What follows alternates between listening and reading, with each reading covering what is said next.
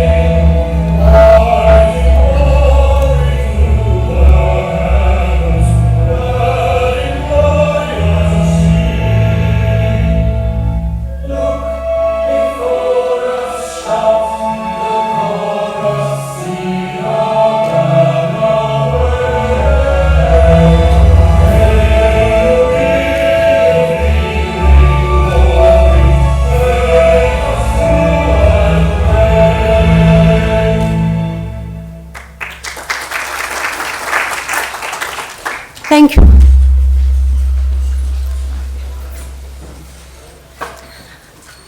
President Khoury, Your Excellencies, Provost Dawi, Deans, and esteemed guests, on behalf of the Faculty of Arts and Sciences, Research, Innovation, and Creativity Hub, it is my honor to welcome you to this conference entitled Bridging Minds and Market, Advancing Academia-Industry Collaboration in Lebanon. The conference examines the critical role that stronger, more intentional ties between academia and industry can play in driving innovation, supporting sustainable economic development, and fostering career pathways for the rising generation in Lebanon. Thank you for your presence, which is a testament to the importance of the dialogue we are gathered here to engage in. Before giving the floor to President Khoury, I would like to say a few words. President Fadlo Khoury is the 16th president of AUB. Under his wise and transformative leadership, AUB has established strong partnership with prominent foundations and universities around the world, strengthening AUB's reputation as a mission-driven university and improving its worldwide ranking dramatically over the years. He was very successful in leading fundraising campaigns and raised over $805 million. President Khoury is also a well-established oncologist and a researcher with over than 750 publications and numerous awards. Please join me in welcoming President Khoury.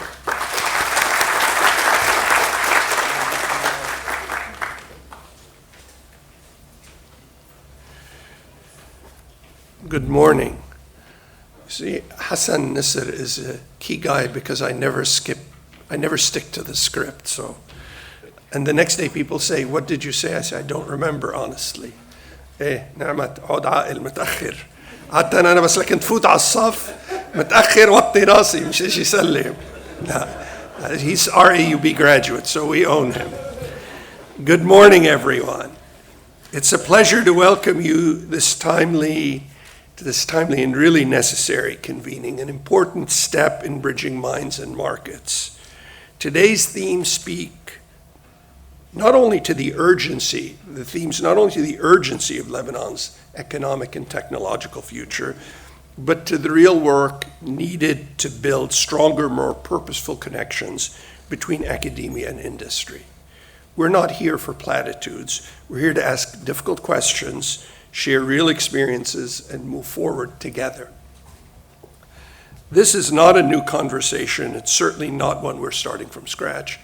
But there is something unique about this moment that many of these opportunities, I believe, can and should start to be realized.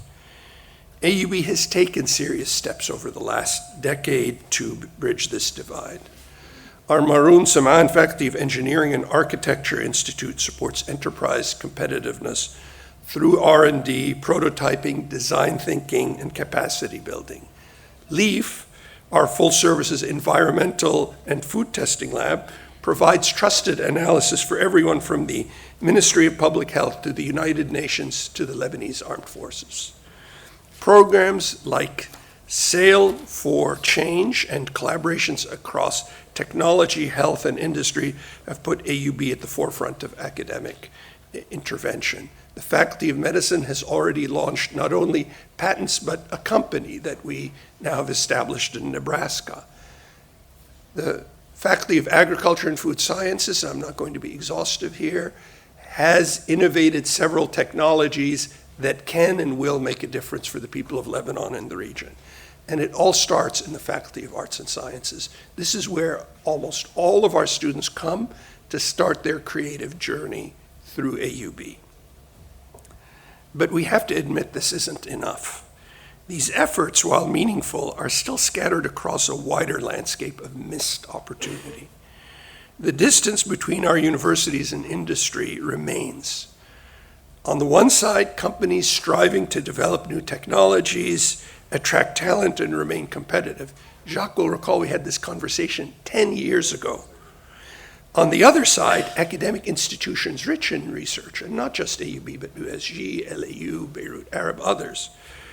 Research, ideas, and bright young minds, but the connection, what the engineers call the impedance fit, has not been intentionally developed enough. But the synergy is clear. Our systems still continue to speak different languages, and we need to move past that to speak one language. We have to build lasting bridges, and to do that, we need to start with honesty. There are structural divides. Academia and industry operate at different speeds with different incentives. Where industries prize responsiveness, scalability, and readiness, universities reward depth, publication, and exploration. And the provost and I just sat through 2 very long days of tenure discussions. Beyond structure, there are cultural gaps. Misaligned expectations, limited shared spaces, and too few opportunities for shared dialogues. I don't believe these gaps are insurmountable, and I've seen this come together before in different ways, and it needs to come together in a unique way here in Lebanon and at AUB. We can see what happens when alignment is intentional. At AUB, 9 years ago, we convinced the late Maroon Samaan to give the largest donation in the history of the university to endow the Maroon Samaan Faculty of Engineering and Architecture. The condition was that we would transform that faculty, and that endowment has transformed that faculty.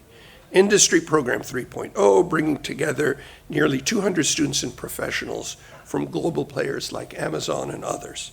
Together, they've tackled real-world challenges, generating both insight and experience. It's not just a success story, a template, but it is not an identical template to what we're proposing. Arts and Sciences is different. It's the most diverse faculty. It touches on the humanities, the natural sciences, the social sciences. Creativity is a must for people in the Faculty of Arts and Sciences, but there are opportunities there that are enormous and that are untapped. Academic intervention has played a critical role here and there. Faculty don't just assign tasks, they help shape the process. They guide students in framing complex problems, applying theory, and reflecting on impact.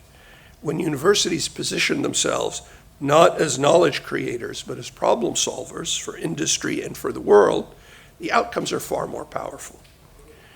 This conference, and a special thanks, really in a round of applause, to Wissam Raji, who has been organizing this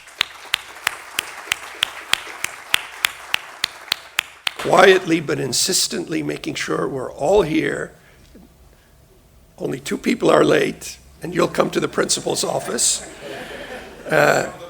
Yes, coming from the north. Fine, we'll give you a principal's excuse this time. So there is an intentional approach that you saw Wissam take for this that we have to really continue with. The faculty help guide students not only in framing complex problems, applying theory, and reflecting on impact, but really the university, the undergraduate and graduate experience is a time for people to explore their boundaries, including their creativity. When universities position themselves not just as knowledge creators, but as problem solvers for their communities, the outcomes are far more powerful. This conference is our call to move beyond scattered initiatives and towards more systematic changes and a formal infrastructure for collaboration and acceleration. For 2 years now, I've called for us to focus on excellence for the greater good. That doesn't mean there is any less need for excellence simply for excellence, for fundamental research. But we need to develop a formal infrastructure for collaboration and acceleration in order to create a better life for the people of Lebanon and the region. When we intentionally link academic excellence and creativity with industrial demand and market access, we can unlock enormous value for businesses, for society, but also for students, many of whom now, post-pandemic, post everything that's happened in Lebanon, even post-war, want to stay here, want to have their most productive and creative portions of their lives here instead of coming home to retire. There are international models that offer inspiration for the path forward, and I'm going to start with Germany. If you consider where Germany was after World War II, it was a devastated country. Most of the houses were destroyed. All the industry was destroyed. I recently read a book, which I'm not going to bore you with, about the 10 barren years between the end of the war and 1955-56, when Germany was starting to emerge again as an industrial power. And you see that this can be done for different peoples in different ways. Sweden offers a more peaceful but equally successful model. In all those cases, academicians collaborated with companies to solve pressing challenges, and students graduated and equipped for not only innovation, discovery, but for production. Curricula often reflect national economic priorities. And the curricula that matter are the 5 or 6 leading universities and our great public university, the Lebanese university, but also the curricula of the schools. We need the curricula of the schools to start to create a space for creativity and for citizenship. It astonishes me, having spent 33 years away from Lebanon, how few people know the full 3 stanzas of Kulluna lil Watan. I still remember them, but now most students just learn that first stanza. In our era, you couldn't graduate 5th grade without knowing them. Can we build a similar ecosystem in Lebanon? We believe so, but only if we create stronger structures for creativity, for industry, but also for citizenship. That means embedding industry liaisons within the universities, building national frameworks that reward collaboration rather than competition, and creating policies that support joint work, from research to prototyping, recruitment to strategy co-design. And here I'm talking specifically to our Faculty of Arts and Sciences. For so long, we've rewarded you only for solo effort, but the provost and I are studying this, and we want to reward rich collaboration, collaboration that has signatures. It is, in my honest opinion, as someone who's defined their entire career and been recognized only for collaborative work, and that's the only way I'd like to, working with others who are of equal but differing types of skills is incredibly rewarding and far less lonely than doing it on your own. Don't stop doing the work on your own, but we want you to find partners. And we will reward that in the university. We will not punish that. This will help us to do more to respond to industry. That collaboration, internal and external, will help us anticipate your needs. From agriculture to ICT, from energy to healthcare, we have to deploy our research capacity to confront real-world pain points, and we can't do it alone. From my first month here, I have reached out to the other universities to establish bridges. AUB is not a hovering, snobbish, condescending older brother, but a loving and equal partner to the other universities and to the schools in this country. Faculty have to be empowered to co-lead applied projects, and if someone else has the lead at a sister university, there's nothing wrong with that. Reward them, work with them. Students have to have the space to prototype, test, iterate alongside industry mentors. Some of this is already underway. Already partnerships through the Maroon Zaman Faculty of Engineering's corporate program consulting work with small, medium-sized enterprises through the Sulaiman Alayan School of Business and joint research supported by institutes like LEAF. And great programs, including the Women in Data Science, which bring outside universities like Stanford and others into the fray, make a tremendous difference. We shouldn't be too proud to work with any of the universities that are younger than us, nor should we be so humble that we don't approach the universities with far more resources, prestige. One of the greatest tools that we have is aligning academic content with the realities of the market and its needs. That means inviting industry into the classroom, co-designing curricula in some cases, shaping capstone projects, embedding challenges into student work. It also means refining the model through pilots, feedback loops, and continuous learning. To our industry partners, many of you likely have back burner projects, things that you haven't dared to try, ideas with potential that never quite rise to the top of your priority list. What if we match those with student teams? It's a win-win. Fresh thinking, dedicated effort, and market exposure from students from the university that ranks 35th in employment outcomes in the world, better than most of the Ivy Leagues, all but one or two of the great French and British universities each, with valuable insight and innovation from industry partners. We've seen it work. MoodFit, the region's first online interior design platform, began as a student project. It grew into a thriving business. Our collaboration with Pansoft Technologies is helping shape Lebanon's tech talent. It's developing a pipeline by equipping students with in-demand cloud computing and DevOps skills. There are so many more examples, and if you're curious, I encourage you to come to Demo Day next Tuesday at our iPark.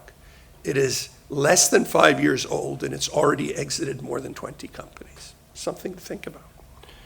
These are not isolated successes. They're proof points of what's possible when academia and industry meet with purpose, but they have to scale. Too much research still sits unpublished, untested, unused. And that will come with the resources not only of the industry and the investors in this country, but I'm going to repeat again and again, with the new chance to bring outside investors from the Lebanese diaspora and beyond to invest in and trust what is happening here. Too much research still sits unpublished, untested, unused. We have to champion application through tech transfer offices that Fadia helped us launch a few years ago, incubators, industry fellowships, and seed funding that support the evolution from idea to impact. National coordination is critical. Students have to, like governments, align priorities in their lives. We have set policies and we offer incentives for our students. Please join us in doing so in a way that makes their life journey more curious and more fulfilling. The triple helix model of public, private, and academic has proven highly effective elsewhere. Lebanon must shape its own version, grounded in our context, but driven by shared ambition and a conviction that this will become a sustainable country that is fairer and more inclusive for all. Let's not forget the heart of all of this, our students. They're not observers, they're our future. I'm sad to say that for almost 2 centuries, Lebanon has expelled so many of its best and brightest. Today, they're hopeful but hesitant. They're talented but unsure, but they are seriously considering careers here in the mother country. While many are preparing to leave, questioning their role in Lebanon's future, if we can show them that education leads to employment and opportunity and even leadership, I think to impact, to purpose, more and more will choose to stay. And if they stay, given the history of this university, more and more will lead. As P.M P.M said, the ingenuity of students is one of Lebanon's most valuable resources. Investing in them is not charity, it's strategy. Let's see that strategy. And as Philippe Ziad reminded us, we can't wait for miracles. We must create ecosystems of opportunity, and we must do it now. Lebanon's universities consistently produce some of the most brilliant minds in the region, some of the most sought-after employees and leaders in the region, with AUB at the helm. Our youth are curious, they're driven, they're bursting with ideas, but they graduate into uncertainty, lacking experience, clarity, or pathways. Meanwhile, industries from agri-food to clean energy are calling for talent and innovation. We can't let this disconnect widen. We can't keep expelling them. We don't export them. We get nothing back, but their money is in banks with uncertain futures. I have one major warning amidst this excitement to translate discoveries to application to attract working capital. Actually, 2 warnings. One is we cannot constrain research for its own sake. The work of the mathematician, the educator, the poet, the playwright, the biologist cannot be made to serve tomorrow's needs. Research excellence for its own sake has to continue to thrive here. So many of our ideas pop up from those fundamental discoveries. In pursuing excellence for the greater good, we can't risk that purest form of research that seeks to uncover fundamental truths about the way we live and why. A balance has to be struck between fundamental and applied research, and I believe we can do that. I'm confident that as long as we remain cognizant of this risk, we can manage the priorities well and do both. They are not mutually exclusive. We can fuel exciting discoveries that advance society while simultaneously solving more of life's mysteries. My other concern I want to be very blunt about. This is a unique moment in the history of Lebanon. If we're all honest, we Lebanese and our brothers in Syria and Palestine and Jordan are extraordinarily critical. We love to be the Monday morning quarterback. In event after event, in dinner after dinner, I have said I am suspending my criticism of this government and of this time in Lebanon. The criticisms will be private. This is the time to rally around this unique opportunity in Lebanon's future. We will have this chance now and perhaps not again for half a century when the country truly has much of the say in its future. I don't think we can afford to keep shooting at one another. The Lebanese are infamous for the circular firing squad that shoots inward. We can't afford silos. We should continue to criticize, but not in a pejorative or hurtful way. As the head of the most important university in the region, I would never say don't criticize, but pick the way you criticize, make it count. This is only going to be possible if our universities lead. They become even greater engines of innovation, but homes of citizenship. People have to see that the greater good must be served. In closing, I'm going back to almost 50 years ago when we were playing softball with the Marines. my friends and I. And because they gave up, they were so far ahead and were convinced they would win, they didn't count on our coming back and actually defeating them. Was probably one of the most shocking victories I've ever been involved in. Last night was an equally shocking event of different kinds. Afterwards, I sat with the captain of that Marine team. I was the captain of the Lebanese team, and asked him about the motto that they wore proudly, the Marines. It said, Semper Fi, siempre fidelis from Latin, always faithful. I think now is the time to be faithful to the concept of a new Lebanon, a Lebanon of creativity, of openness, of inclusion, but of will and momentum. Thank you.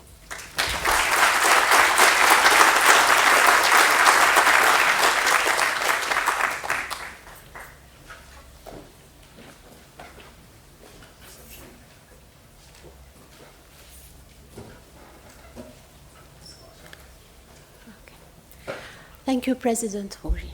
I would like to welcome on stage the Mamdouha El Sayed Bobs, Dean of Faculty of Arts and Sciences, Dr. Faris Dahdah.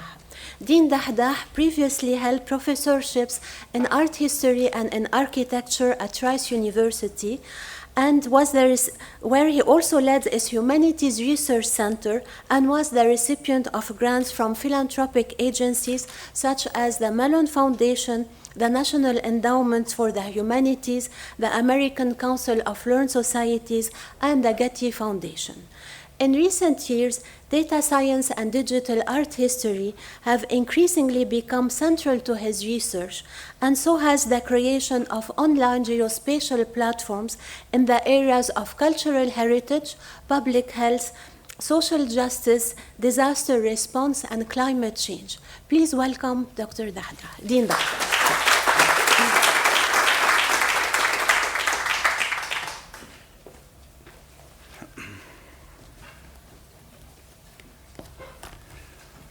Thank you, Khuzama, and greetings to all. Welcome to today's event, which inaugurates the first public manifestation of the Research, Innovation, and Creativity Hub, or RICH, here at the Faculty of Arts and Sciences, or FAS. As some of you may already know, there are at FAS 4 disciplinary divisions, which include 16 departments. 5 in the humanities, 4 in the natural sciences, 2 in quantitative thought, and 5 in the social sciences. In addition to departments, we also host 12 programs, 5 research centers, 2 central labs, 3 journals, 1 museum, 2 galleries, 2 initiatives, and finally, 1 institute. All these units are home to about 526 people, not including students, be they staff members, research personnel, or faculty. In any given semester, about 2,750 courses are taught at FAS, and about 26,136 classroom seats are filled. This should give you an idea of scale. While the mission of all these units is to offer these students who are all hoping to become doctors, engineers, architects, nurses, entrepreneurs, teachers, technologists, agronomists, public health specialists, MPs, ministers, or prime ministers. While the mission is to offer them a solid grounding in the liberal arts, it is important to keep cultivating FAS's other purpose, or our raison d'être, which is all about creativity and outreach, lest we run the risk and be doomed to always be at the service of others. Hence today's event, designed to bridge between the units I just mentioned and the world around the campus. It is up to RICH to bridge between research on sustainability and resilience, for example, and the habits, beliefs, knowledge, ethics, values, practices, and institutions that in one way or another have contributed to the precarity of our environmental condition.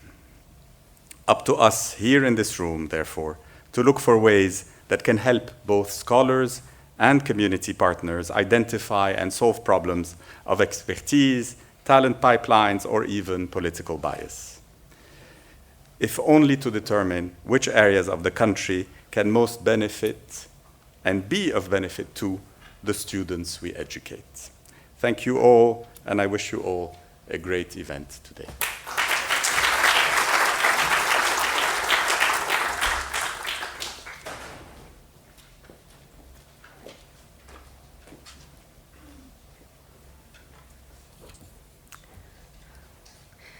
Thank you, Dean Dahdah. I would like now to welcome on stage Dr. Wissam Raji. Dr. Raji is a tenured professor in the mathematics departments at AUB, and he is the Associate Dean for Research and Innovation at the Faculty of Arts and Sciences and the Head of Research, Creativity, Innovation and Creativity Hub. He holds a PhD in pure math from Temple University in the US. His expertise is number theory. He has served as chair of the math department for 6 years. He has over 40 publications and 2 books. Please join me in welcoming Dr. Raji.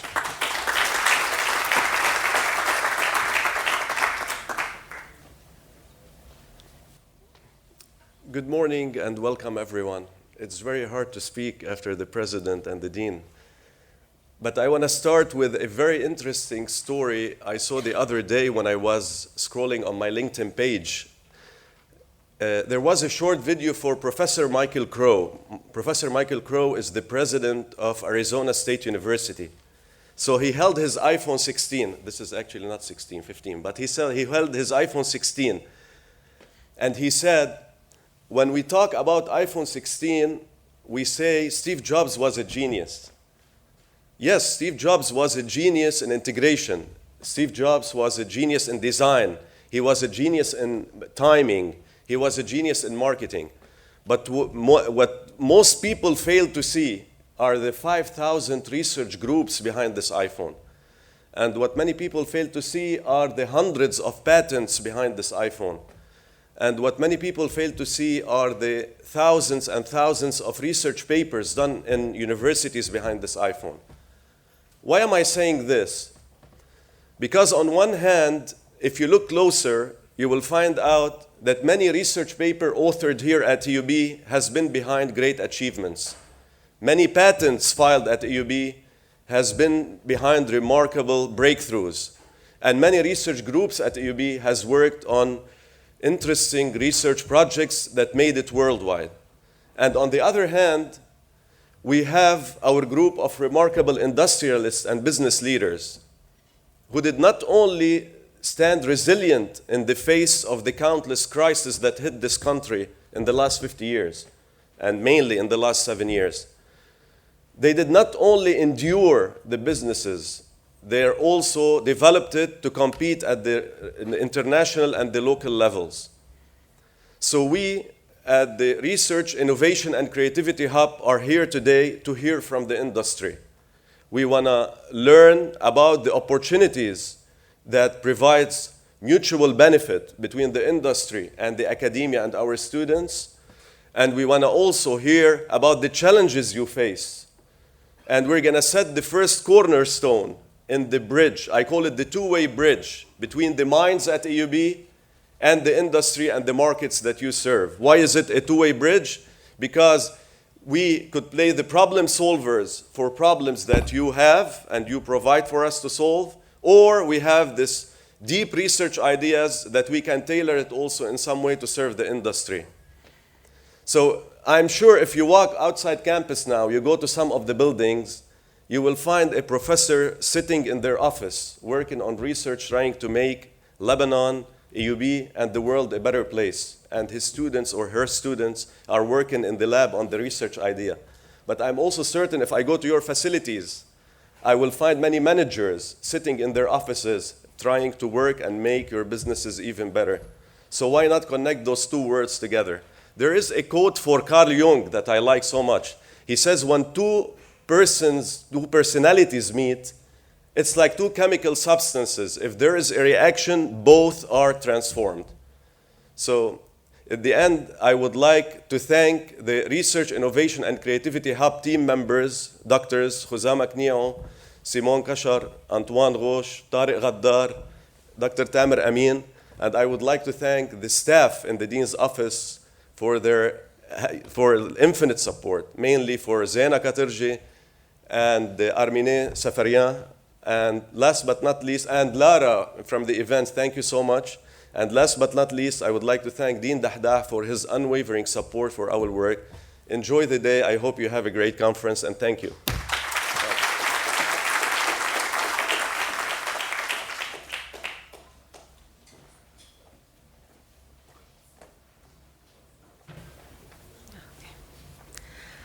Allow me now to introduce Dr. Hussam al-Rasi, the chair and the moderator of our first panel. Dr. al-Rasi is a tenured professor and the current chair of the Department of Chemistry at AUB. He holds a PhD in chemistry from Université Claude Bernard Lyon 1 in France. His research combines physical and inorganic chemistry, material science, and chemical engineering. He has over 40 publications and book chapters. Please welcome Dr. al-Rasi.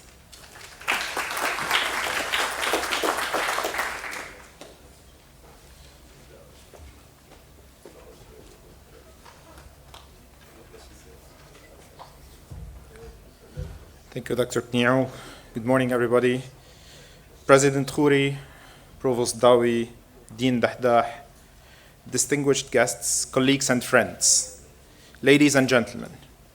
It's my greatest pleasure to moderate the first panel discussion in this event, where we will have three prominent figures from the Lebanese industrial sector addressing the potential role of the universities in Lebanon in supporting the industrial growth in the country and what challenges we have when thinking of the universities as hubs for innovation and technology transfer to the industry. Our first panelist is His Excellency Mr. A.M A.M.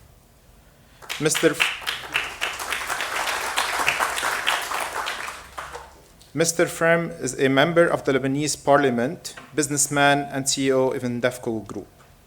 He founded and is currently leading Project Watan, a national movement to build a sovereign, modern, and prosperous Lebanon. In his role as member of the Parliament, Mr. A.M chaired the National Economy, Trade, Industry, and Planning Parliamentary Committee. Between 2010 and 2014, Mr. A.M chaired the Association of Lebanese Industrialists, and also between 2016 and 2018, he was the chair of the Maronite Foundation in the world. Mr. A.M led numerous innovations in the energy, environmental, and medical sectors. Your Excellency, Mr. A.M, you're welcome to the first panel.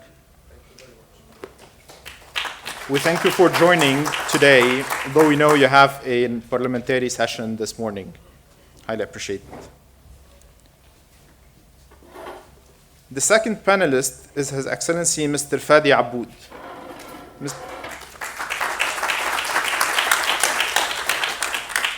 Mr. Aboud is a businessman and former Minister of Tourism in Lebanon between 2009 and 2014. He currently chairs General Packaging Industries and NAS Food Company. Between the years 2002 and 2010, Mr. Aboud served as president of the Lebanese or of the Association of Lebanese Industrialists. In previous years, also, he founded Feu Vert, a firefighting initiative. Mr. Aboud was the president of the SABS Alumni Association between years 2007 and 2016. Please join me in welcoming Mr. Aboud to our first panel.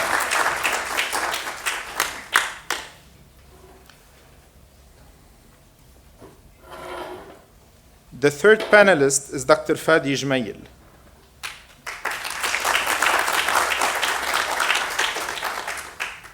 Dr. Jmail is a Lebanese industrialist. He is the honorary chairman at Jmail Frères and the chairman general manager at Société Libanaise de Carton Solicar. In addition, Dr. Jmail is serving as the president of Gemdou and Nord Paper, recycled paper producers factory in Besançon, Blandec, and Nantes in France. Dr. Jmail served as president of the Arab Federation for Paper, Packaging, and Printing Industries. He also previously served as president of the Association of the Lebanese Industrialists. I invite Dr. Jmail to join the panel to start our first discussion.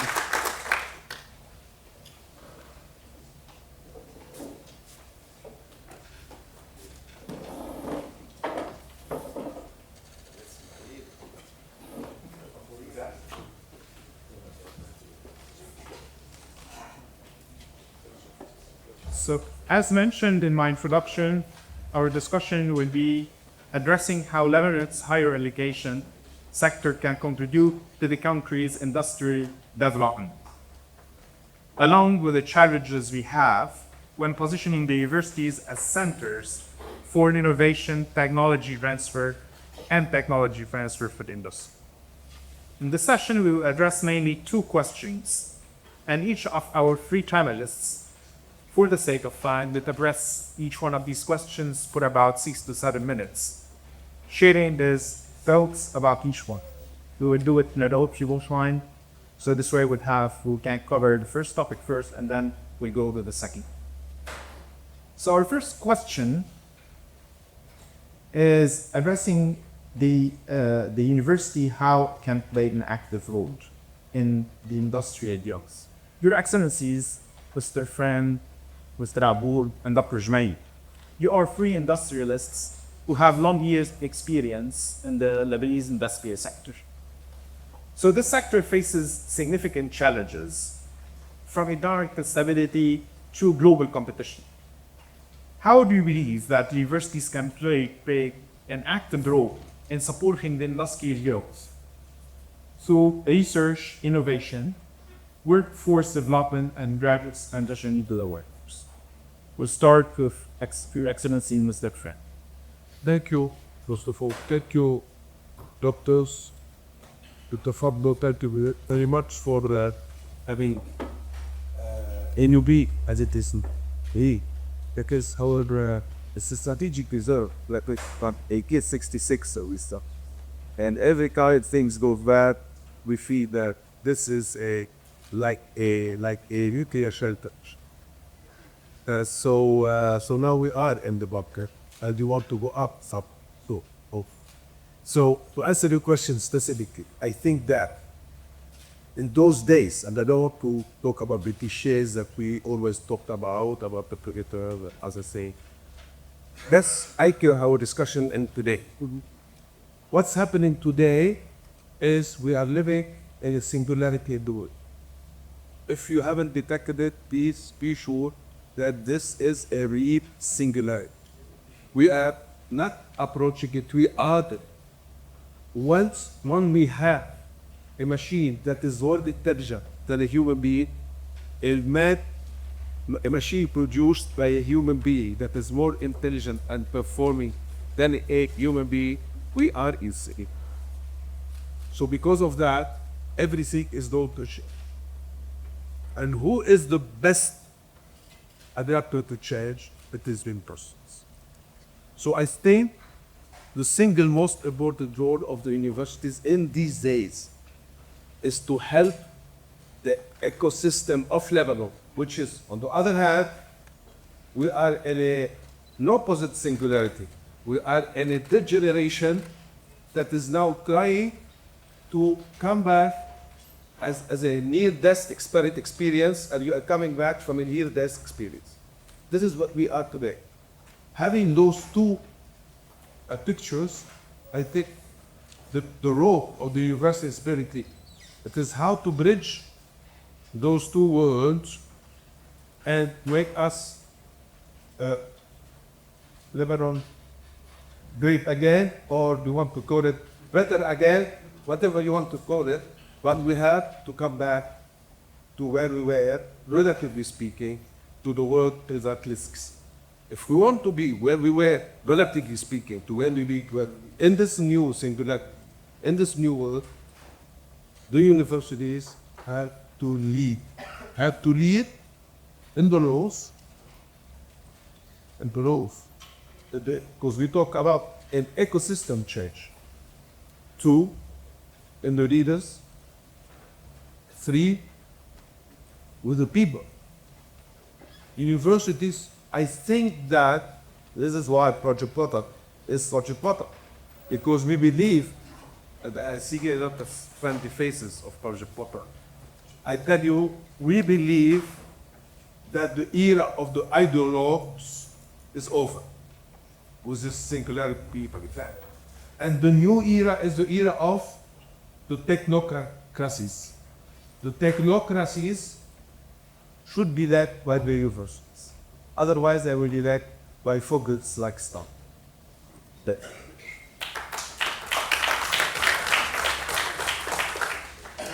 Your Excellency, Mr. Abu. Yes, good morning. Such a pleasure to be here. I didn't had a chance to study AUB because of it, but this is something which is my mind always. It is very, very important to understand that if we do not innovate and automate, the future of industry in this country is not here. Industry in this country does not have a lot of friends, unfortunately. And this is something we need to work on. And we need engineers who think industry. At this moment in time, take a mechanical engineer as an example. A mechanical engineer in Lebanon is an engineer towards the building industry. Maybe lifts, cooling, heating, and with OCA, I employ mechanical engineers from most of the universities in this area. They are far, and this is something we need to work together. This country we had a research institute, ERI, which was started by the Americans in the 50s. My memory is in the high. And really we need to, it is now like a lab. ERI is like a lab. And we need really to turn ERI to the research center. And the center, most of our industry now have to spend a lot of money because we are trying to produce in a country where, to my mind, I think we have one of the most expensive electricity anywhere in the world. And this is difficult. And really, we need to innovate. We need to start understanding how to produce in such an environment. And this is not easy. We need more research, and we need our mechanical engineers to be targeted towards industry. On the other hand, Lebanon, for example, should be the place, the lab, where all the new technology, most of the new machines are drives, inverters, so on and so forth. And it is very difficult to find anyone in the whole of this to repair these issues. And I think, we have a very good chance to create a new business. At this moment in time, there are few, well, not really engineers, معلمين, something. And, for a visit, they want $200 or $300.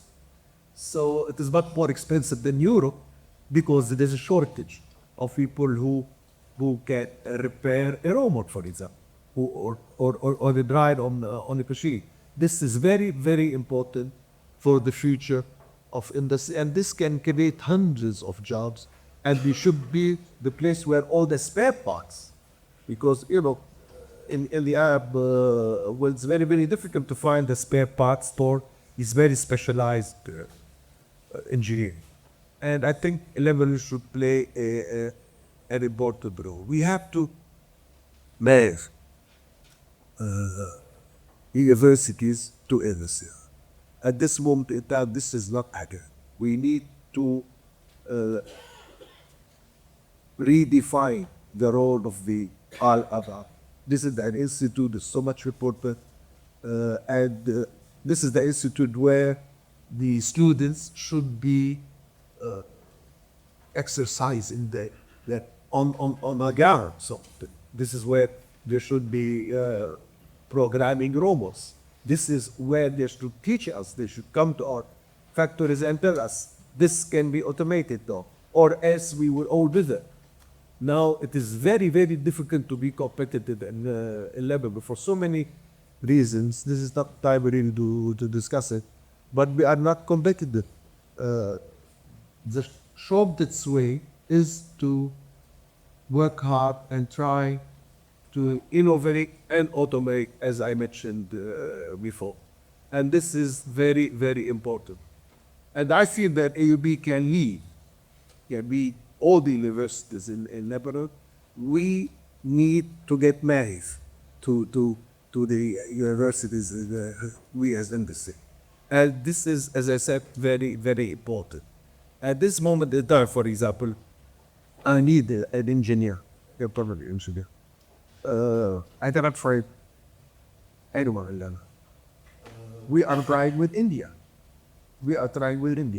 And the low wages in India, an engineer is asking for $3,000 a month, plus accommodation, plus car, plus reassurance.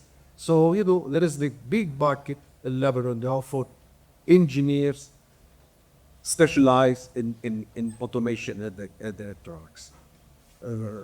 Thank you for this problem, and I think this is the start. Let's start with developing RFIE into an institution led by the universities, which was we lead research. And the tools are there. Now we need the minds to put the tools in the right canals. Thank you very much, and I hope this is a start.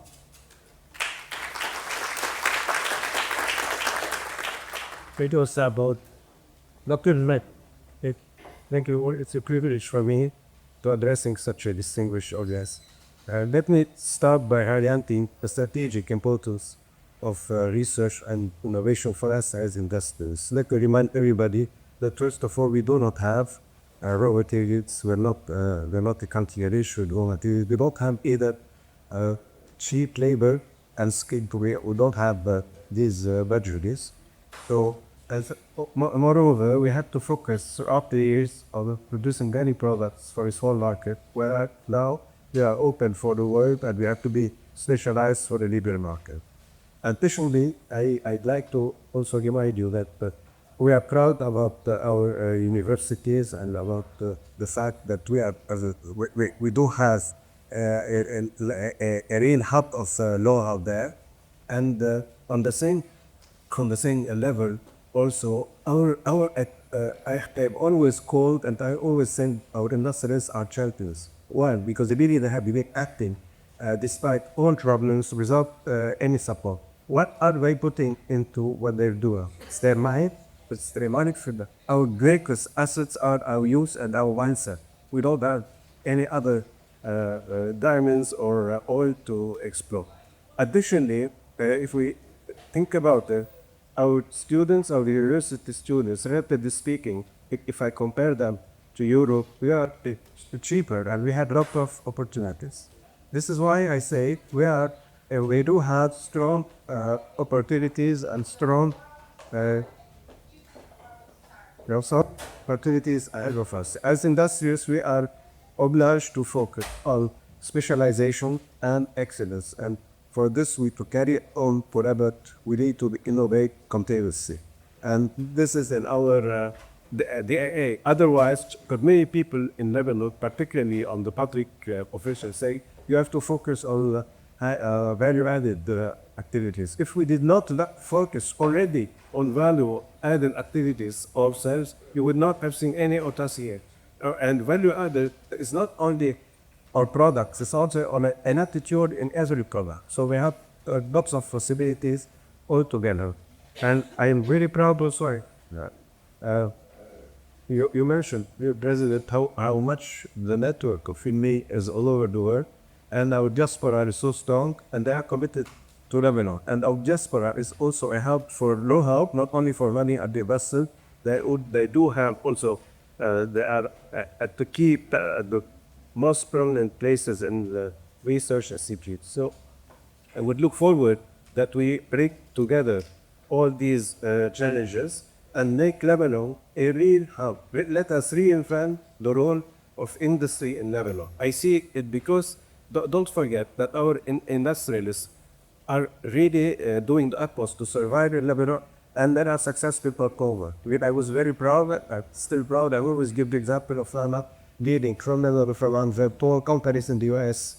And this is, we are very proud about it. And the Lebanese industry has proven that we have lots of capabilities. So Lebanon can become, Lebanese companies can become a hub for the region for value-added production and management of industry. No problem in owning a company in other places where energy is cheap, but let us have the whole thing start in Lebanon and around Lebanon, and this is where we take advantage, all of us together. It's a interactive process. We have lots of we have central command in Lebanon and product product research done in Lebanon. All the activities, the Raji, the auditing, I don't need to tell you that. We were invited 20 years ago to a conference around the Lebanese. It was about setting up an institute, a French high school a business school in Beirut. And the gentleman came to give, I think it was Mr. Hajj, he was giving a testimony about the role of the Lebanese around the region. They were called to intervene in Egypt, where the Minister of Transportation, I think, wanted to privatize. He called the prominence, the most important strategy people, legal people, and everything. International, American, international. All the three came together, say, 10 o'clock, they were all Lebanese. So to tell you that we have all of these Lebanese around the world, Lebanese industry can bring them all together, and we want to have a strong we want to have a strong level, a strong industry level, a value-added industry level, which we bring together with the university, with the research centers, and with the know-how that we have here. It is time. Now it's the innovation, the specialization are the key success stories. And we can do it together. And this is why I really feel we have a lot of strategic work to do together, to do it together. I'm not saying I'm not talking about just, I thank you, Mr. President, because you really, in your speech, you input a roadmap and an extensive, and you gave us at a piece to give lots of enthusiasm to go into that direction. Also, just state one thing, to conclude on one thing. When the COVID crisis, we had to face the COVID crisis, one of the most important problems then was that we did not know all that much about her, and there was no equipment. I don't know if you know, 3 companies in Lebanon, 3 companies, one is Mr. Frem's company, did in a few weeks, not much, in a few weeks, they put together ventilators, advanced ventilators. This is to tell you how important and how possible it is for us to work around these lights, particularly if we align our success stories in our West, the web for sure, with the university and with alumni and open on the world is for us. So I will conclude with that. And we have lots of opportunities. We have to bridge our work together. We need it and we can work. So thank you. Thank you. So this leads us to the second question of this panel, which is it's about the challenges. So, his universities acts as hubs for research, innovation, and technology transfer to the industry. What are the key aspects? So you mentioned the first part. How do you see it? Now, let's talk about cost against preventing any collaboration with these corporations in Lebanon and how we can overcome that. My first, for to answer your question, we want to go this. I think we should think in 2 tracks. Track 1 is the industries driven by research. or lengthy research, which are what you are doing here with hyper. Those 20 companies that in 5 years you were able to generate out of a breakthrough in your research. This should be a track by itself, and you should think of it, and I will elaborate in those ideas. Track 2 is the opposite. It is the research that are driven or led by companies.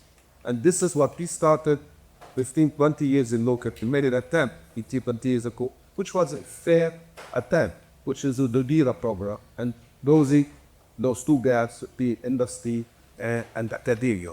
And usually in other places, in other countries, these gaps, there is a third gap, which is the state, and usually within the state, there is ORI, usually it's led by a national defense strategy that breaks those two. If you look at all the breakthroughs that was done in technology and industry, it was led by a defense contractor side. So, we don't want to go that to, at least that's going to be 6 years. We'll talk about it later. So, I think that for those two tracks, if we were to look at them, track 1, we should have the hubs. I think that clustering is the most important factor for breakthroughs in those things, which is we have to identify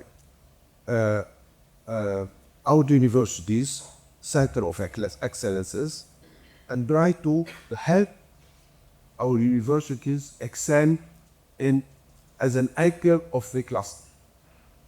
I think that we need to think of 3 clusters at least. The first cluster that even the food and beverage / alcohol and wine cluster. The second one should be the pharmaceutical like take. And the third should be the AI, and there was something so Khoury here, the AI / technology cluster. At least, I'm sure the players will by their way of doing things might generate new clusters. But at least I think those 3. With those 3, we should create a very like a VPN between those center of excellences and the industries, the relevant industry, industrialists. To do that and help that, we found out, with at least mine and some other industrial association members, that we needed some laws. Until now, they are still not passed. One of the laws that's very close to my heart is to vote the law, which we wrote it and then it was put it out, and then we have to vote it again and have to work on it, which is to give consider research part of the new investments where you have tax variable. There is a law level for توزيع الزائد. إعادة التنظيم الزائد. We had a law level which I benefited, a lot of us benefited, where if you are investing or reinvesting for a new machine, you can deduct from your profits some taxes from those 50% of the value of the investment. Research are not part of it. If we are able to identify research and say this is an investment, this will become, and as that this is where the theory will play a role, because it will have a stamp say this is research, this is not the game. And that you have to have qualified universities and 25 industries that are allowed to play the game. This will jumpstart track 1 or track 2. Track 1, it is the clusters, I believe, and then if we have the right route to market, it was in those things, route to market, etc. We will have a clear comeback of Lebanon on this U1 order that I want to go. Thank you.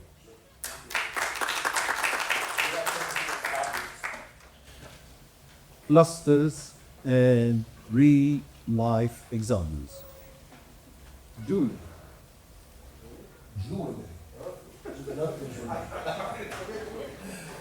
Germany is our #1 export by world.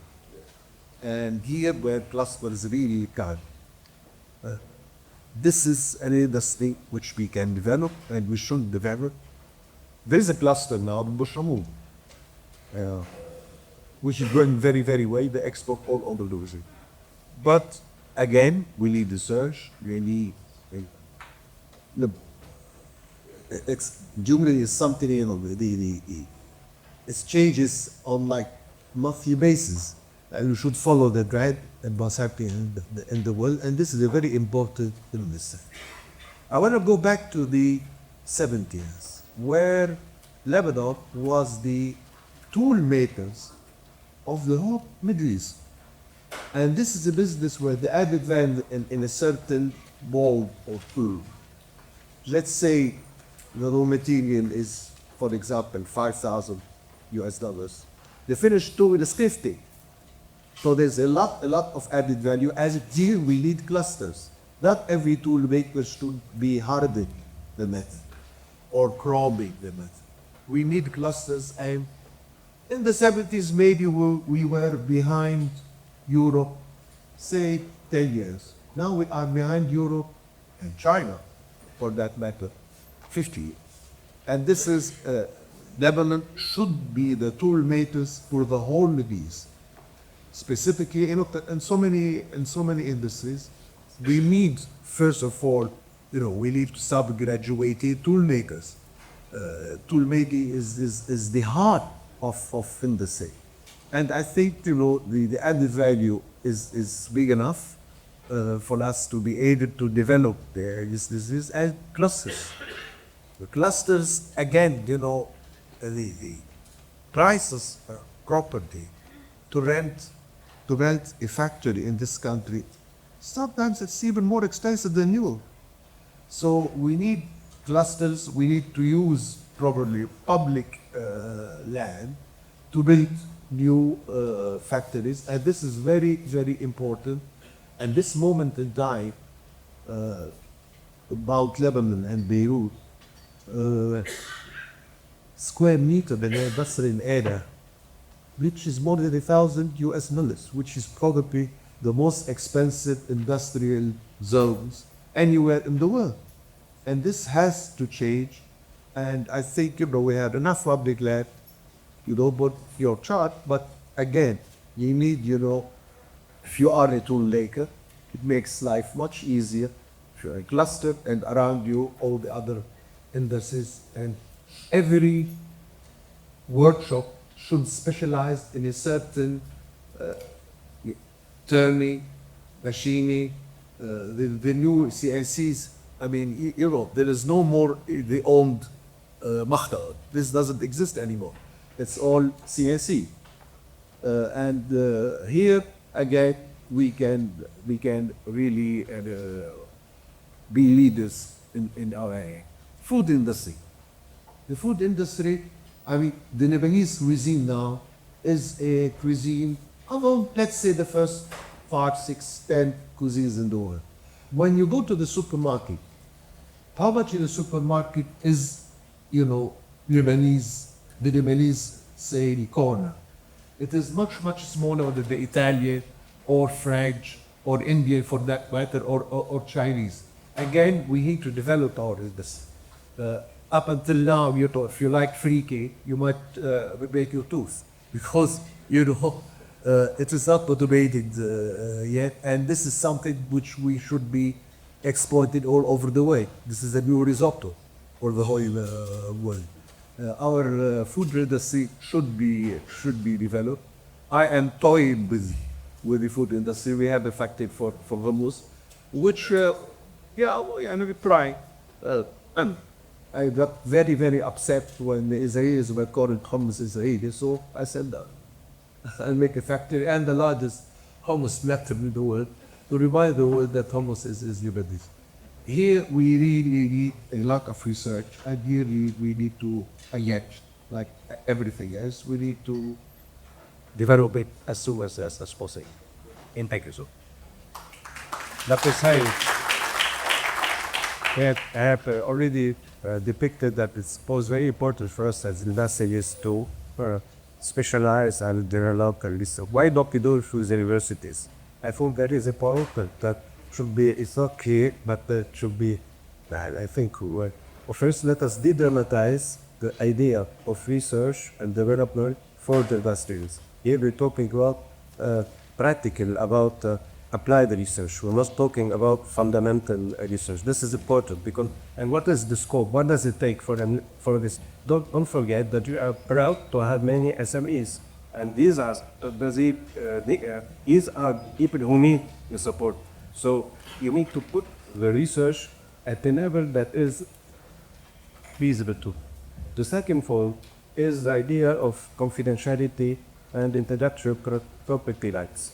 We are a small country and we are all afraid. I do something, we spread around, and so this subject, I think, should be addressed. And another point is that funding, of course, and there are boosters, nevertheless, but we can address.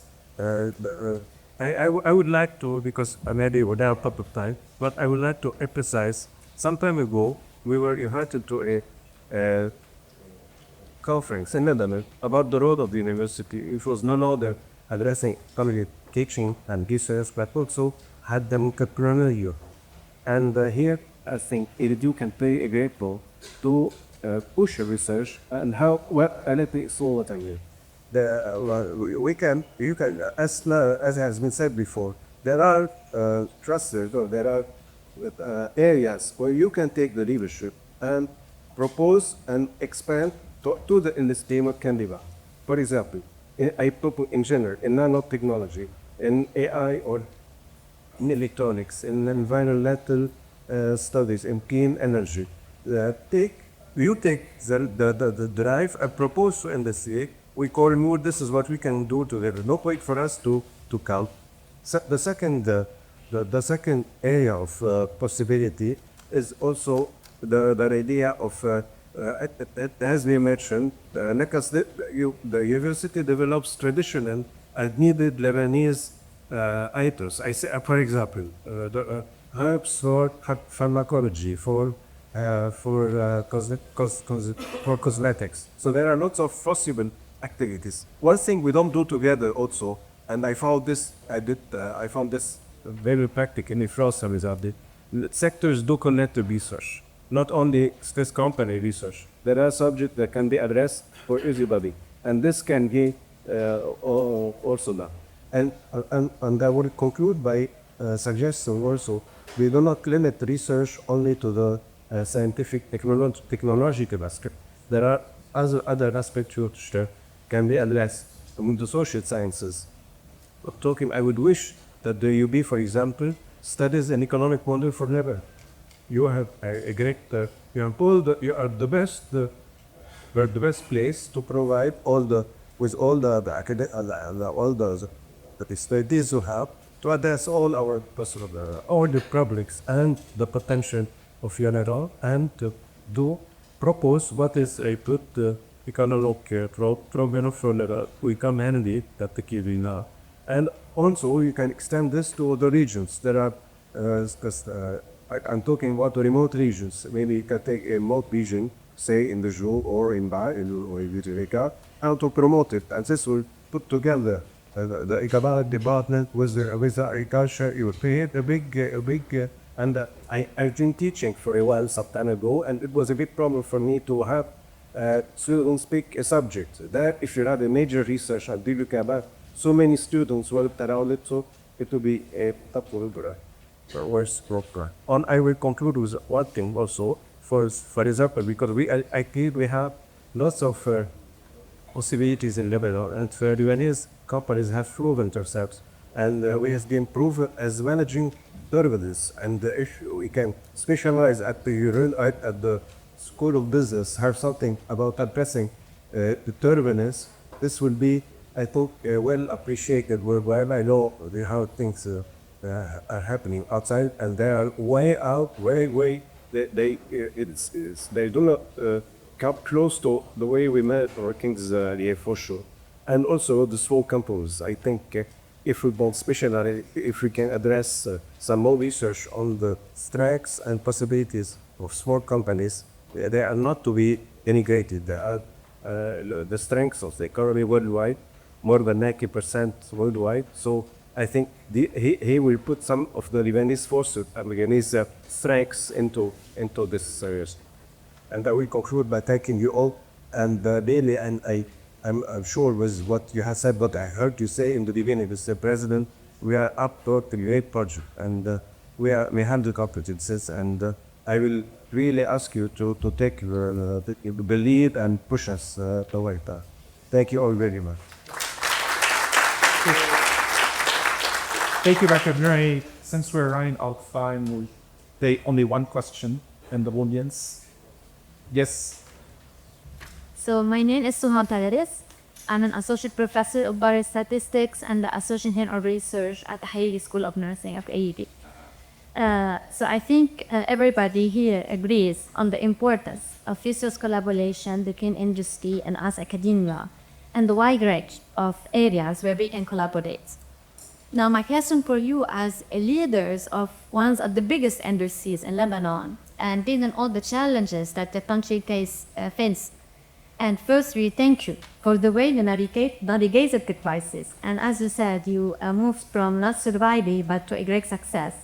Thank you for that. Now, my question for you is, given all these challenges that are very recent, and we are still facing challenges in the country, where do you see like prioritizing the research in your companies and investing more in research and collaborating more with us, which is, again, all you agree on the necessity of that.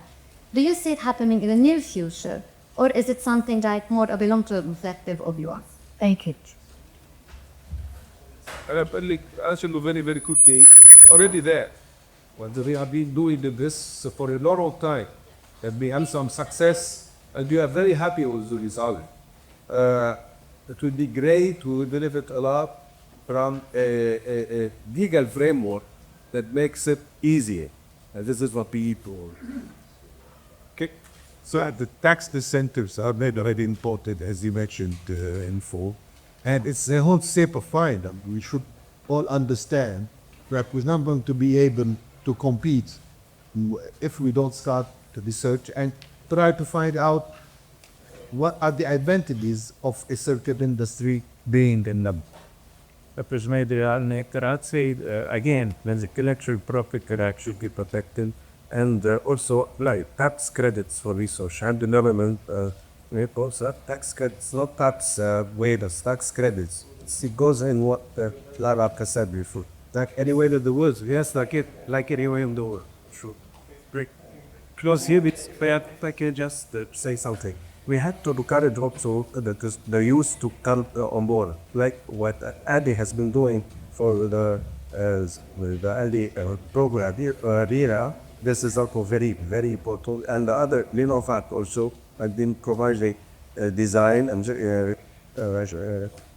strengths and capabilities of the companies with the students or further industry. So activities with the students should also be covered. Great. So, in closing, I'd like to thank sincerely our three panelists for their very valuable insight and comments. Thank you very much. I hope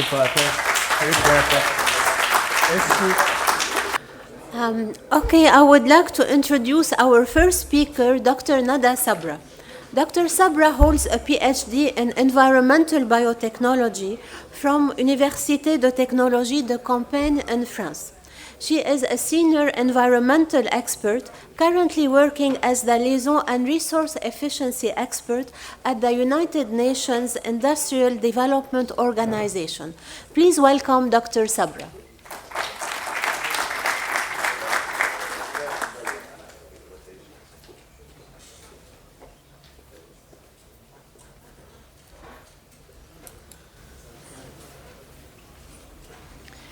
Esteemed audience, thank you, AUB, for the invitation to this important event. It's a pleasure for me to share with you highlights of the partnership between UNIDO and AUB in implementing the test methodology, developed by UNIDO to transfer environmentally sound technology to industry.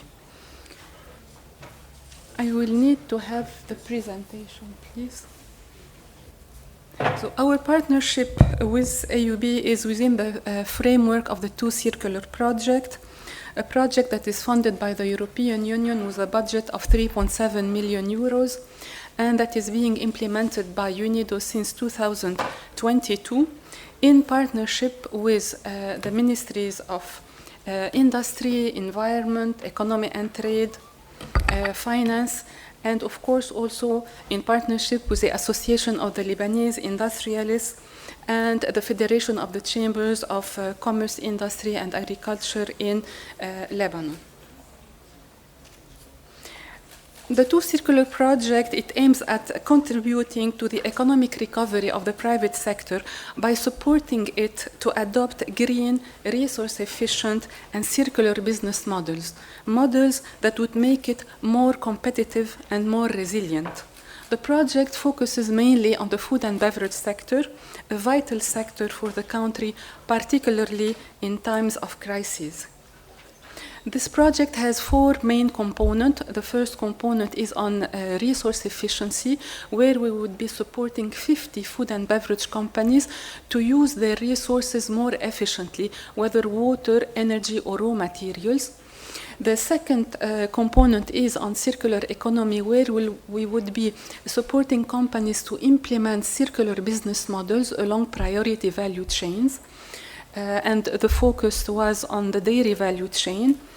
The third component is on access to finance, where we would be supporting companies to access relevant financing schemes, particularly EBRD's Circularity and Resource Efficiency Grants Program that provides financial support to SME from the food and beverage sector so that they can procure equipment and implement resource-efficient and circular solutions as part of their green transition.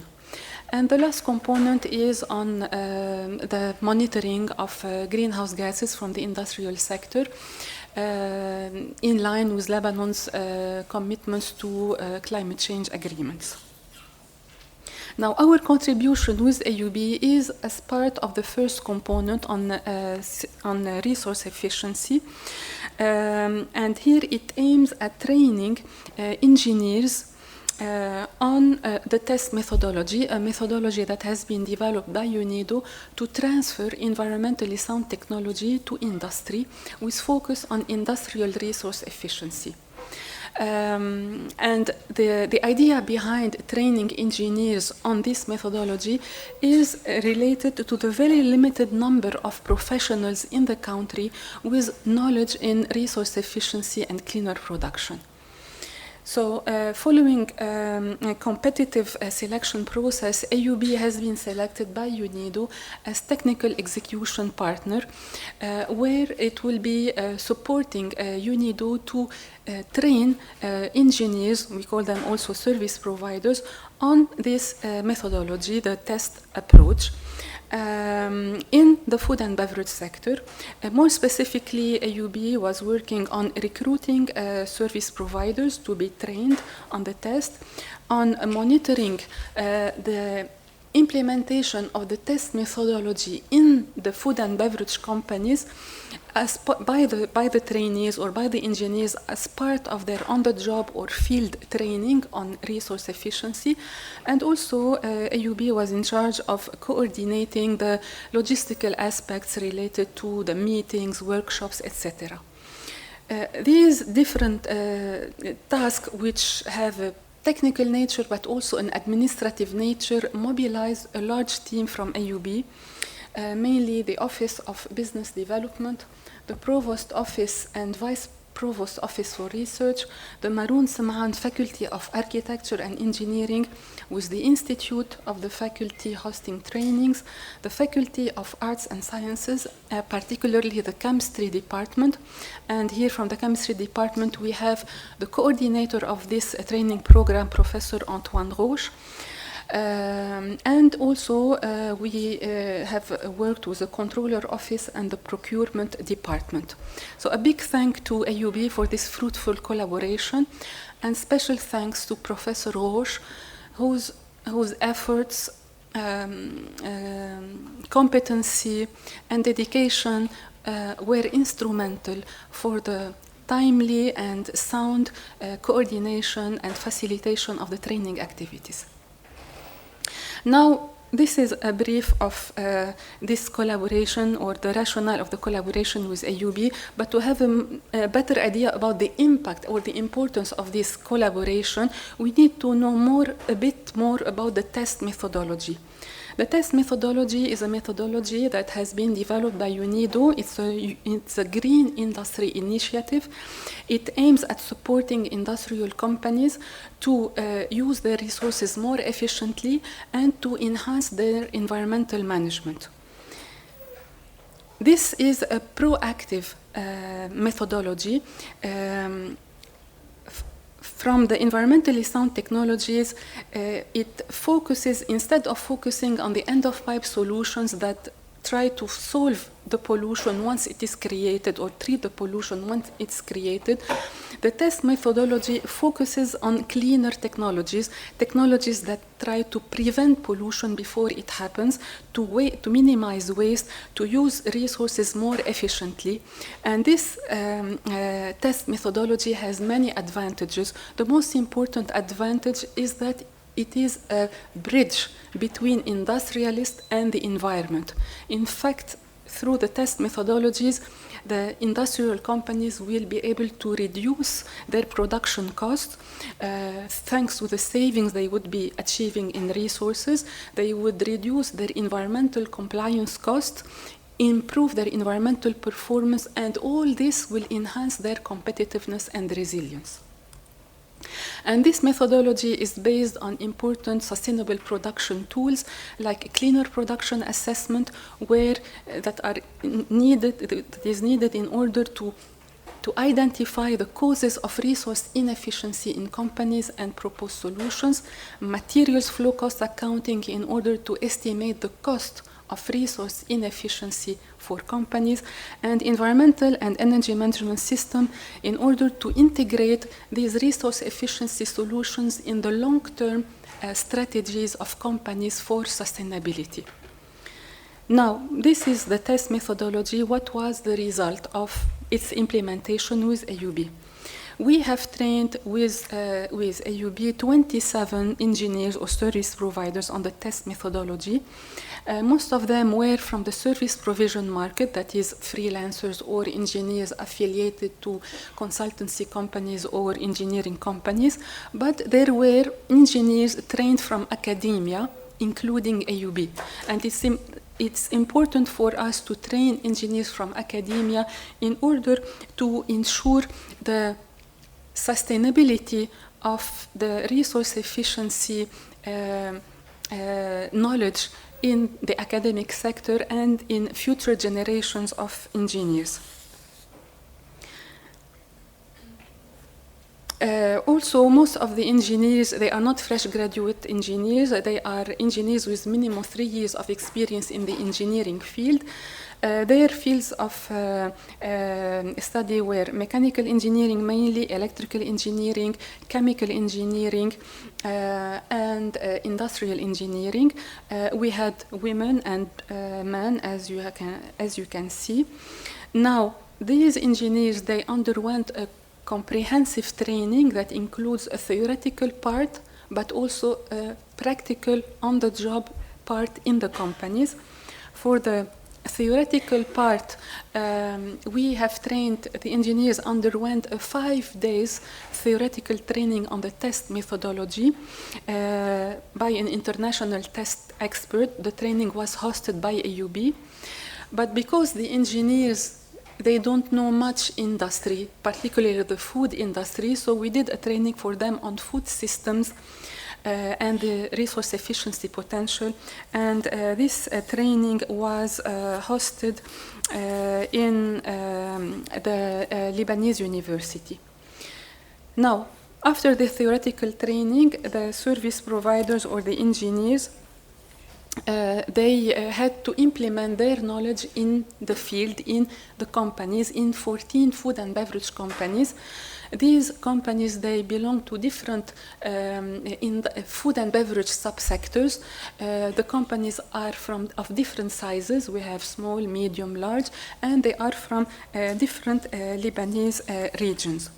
And we attributed engineers to these companies, so every company hosted 2 engineers. They had to implement the test methodology over a period of 5 months, and during this period they were coached by international test trainer ad hoc, but also coached very closely by national test advisors having different disciplines that are complementary, like energy efficiency, water efficiency, materials efficiency, materials flow cost analysis, and flow cost accounting. And one of these advisors is from AUB, is Dr. Roche. And AUB, as you see in this graph, coordinated all this training program. Now, what was the result of this training? These 27 service providers, under the coaching of their advisors, they identified in these 14 companies 90 resource efficiency measures. These resource efficiency measures, they allow the companies to achieve savings of 1.7 million euros every year against investments of 2.8 millions. However, these investments are economically attractive because they have an average payback period of only 1.7 years. And these economic or monetary savings, they are the results of resource efficiency savings, like energy savings around 6,000 megawatt hours per year saved, water savings around 85,000 meter cubes of water saved per year, material savings 1,500 tons saved per year. In terms of percentage, this is equivalent to, in average, total energy saving, and electricity savings and thermal energy savings of around 26%, CO2 reductions around 34%, water savings around 21%, and material savings around 2%. And at the end of the training, certificates were distributed to the trainees as a completion, certificates of training completion, and a ceremony was organized for this purpose by AUB in February 2025. Now, are we over with the training? No. The Two Circular Project is conducting an extended on-the-job training for 8 competent and committed service providers in 8 new companies as part of the second batch of companies to be supported by the project, and they will be coached by national test advisors. The last question is, would the training on the test methodology be sustained beyond the Two Circular Project that is expected to end in November 2025? Well, the answer is that there is a possibility for sustainability. Building on AUB's acquired experience in test, there is a possibility to sustain training services to engineers in the future through a number of potential initiatives that AUB may take, like potential incorporation of test or resource efficiency courses in AUB's curricula, potentially developing a diploma on industrial resource efficiency for professionals, and continuing research and development in the area of industrial resource efficiency, things that has been already initiated by AUB. Dr. Roche submitted recently a proposal or an application to the EBRD in order to transform some resource and efficiency concepts into more developed and materialized projects. Finally, academia can play a key role in sustaining the training of professionals in resource efficiency so that they stand by the side of industrialists and help them to become more competitive and more resilient in the future. Thank you.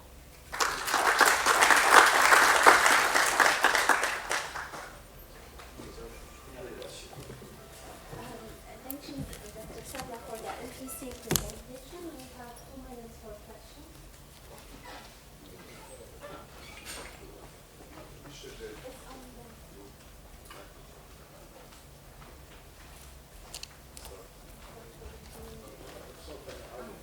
Mrs. Sabra, we had a cleaner production center in Lebanon that was supported by Euromed, and it is part of IRI. And our rejection rates in exports has increased tremendously because of our poor environmental compliance. Why is this happening? And how can UNIDO better focus and help us focus on root causes that are addressing our export and market access and international business? Thank you. Thank you. The Lebanese Cleaner Production Center, indeed, it exists. It is hosted at IRI. It has it has supported a number of industries to become more resource efficient. The training that we did in the Two Circular project was because the Cleaner Production Center focused on providing support to industries, but there was no capacity building among the professional community or engineers. So we have a lack of experts in industrial resource efficiency.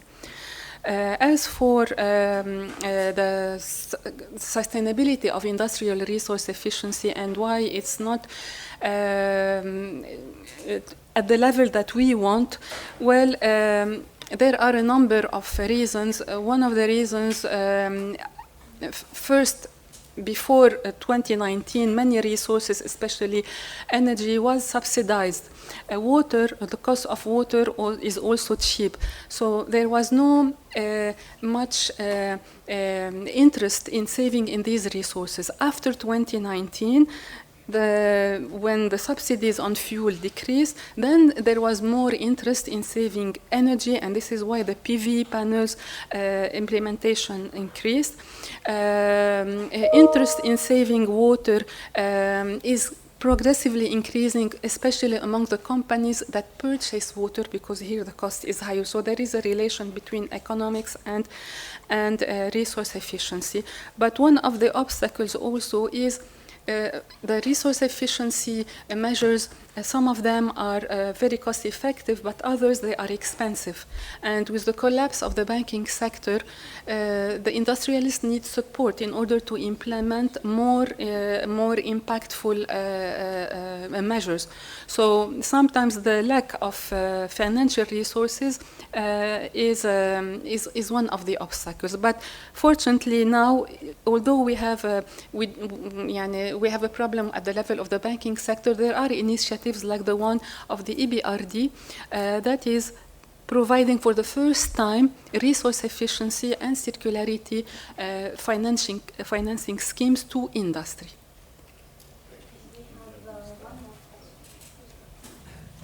Okay, so thank you. And then Dr. Sabra, we'd like to invite you to a short coffee break. We come back in exactly 10 minutes.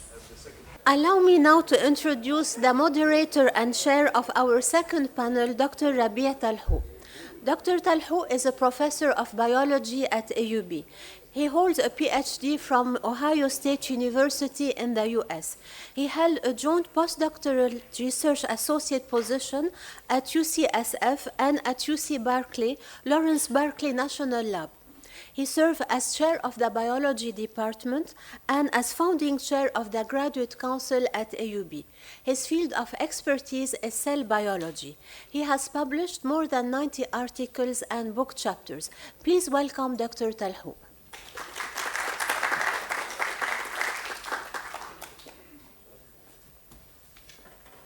Thank you, Dr. Knayal, Dean Dahdah, the organizers for this event, Dr. Raji, and the audience for joining us today.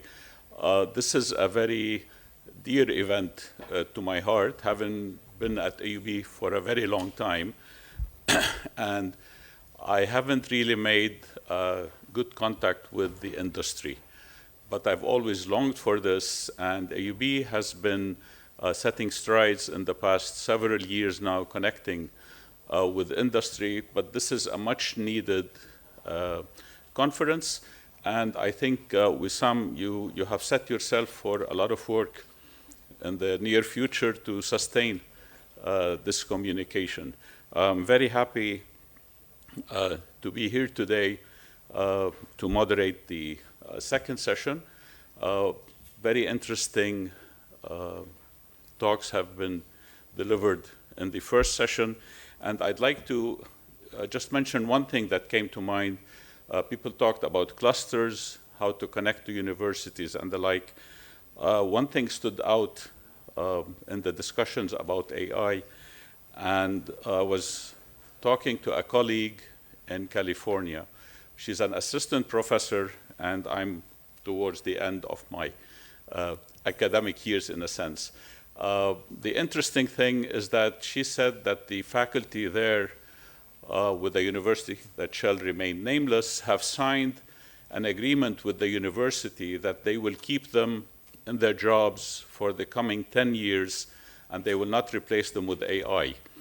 So the future is changing quickly, and this is a very timely meeting for that. We have to worry about the future of academia.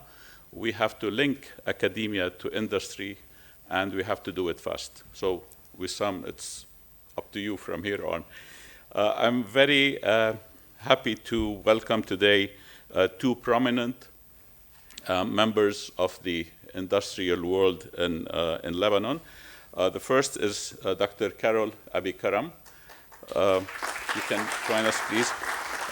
Dr. Abi Karam is a general manager of the Pharma Line, a leading manufacturing pharmaceutical company in Lebanon. She has incorporated environmental, social, and governance-related matters into the company's policies and practices.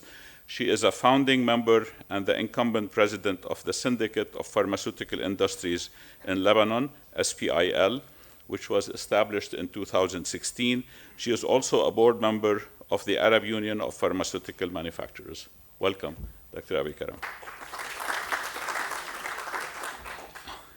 The second panelist with us today is Mr. Walid Assaf. Mr. Assaf is the chairman and CEO of Société Moderne Libanaise pour le Commerce, the Pepsi-Cola franchise. He is also chairman, CEO of Assaf Investments Company, a member of the board of directors of the Lebanese Industrialists Association, a board member and treasurer of the American Lebanese Chamber of Commerce, and a member of the advisory board of Ahmadiyist Lebanon.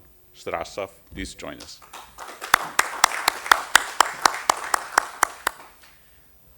The third panelist who could not join us today, His Excellency Mr. Michel Daher, is busy in parliamentary related meetings today, and he apologizes for not being here with us.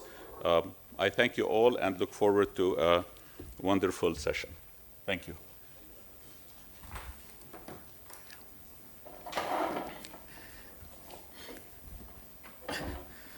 Okay. So, can you hear me? Yeah. So as we did in the first session, we will have a couple of questions, and we will deal with them one question at a time. Each panelist will contribute 6 to 8 minutes for each question, and we'll deal with the first question first and then move on to the second. We will go in the alphabetical order as we started. Let me read the question for you, and then we can take it from there. Many Lebanese industries rely on imported expertise and technologies.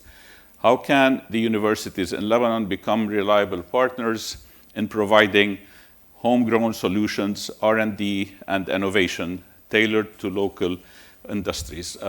We have with us an expertise in pharmaceutical and in food industry, and I'm hoping that the answer could be tailored for that. Yes. Okay, thank you very much. Please go ahead. Can you hear me? Yes. Yeah. First, I would like to thank AUB and the Faculty of Art and Science and Mr. Raji for this constructive initiative. From my side, I come with the perspective of someone leading a pharma industry in Lebanon, Pharma Line. And this industry operates in a regulated and research and innovation dependent sector. And we have succeeded to have a good position in Lebanon to lead the market and some regional market. And this is due to EU certification of our facility, sustainability certification, so green energy, and the most importantly is our in-house research and development lab, where our team, they innovate in order to nurture our portfolio with innovative and added value product for the patient. This attracted the multinationals, and they became our partners, and they transferred an external technology, and they are using today Pharma Line as a supply hub for Lebanon and the region.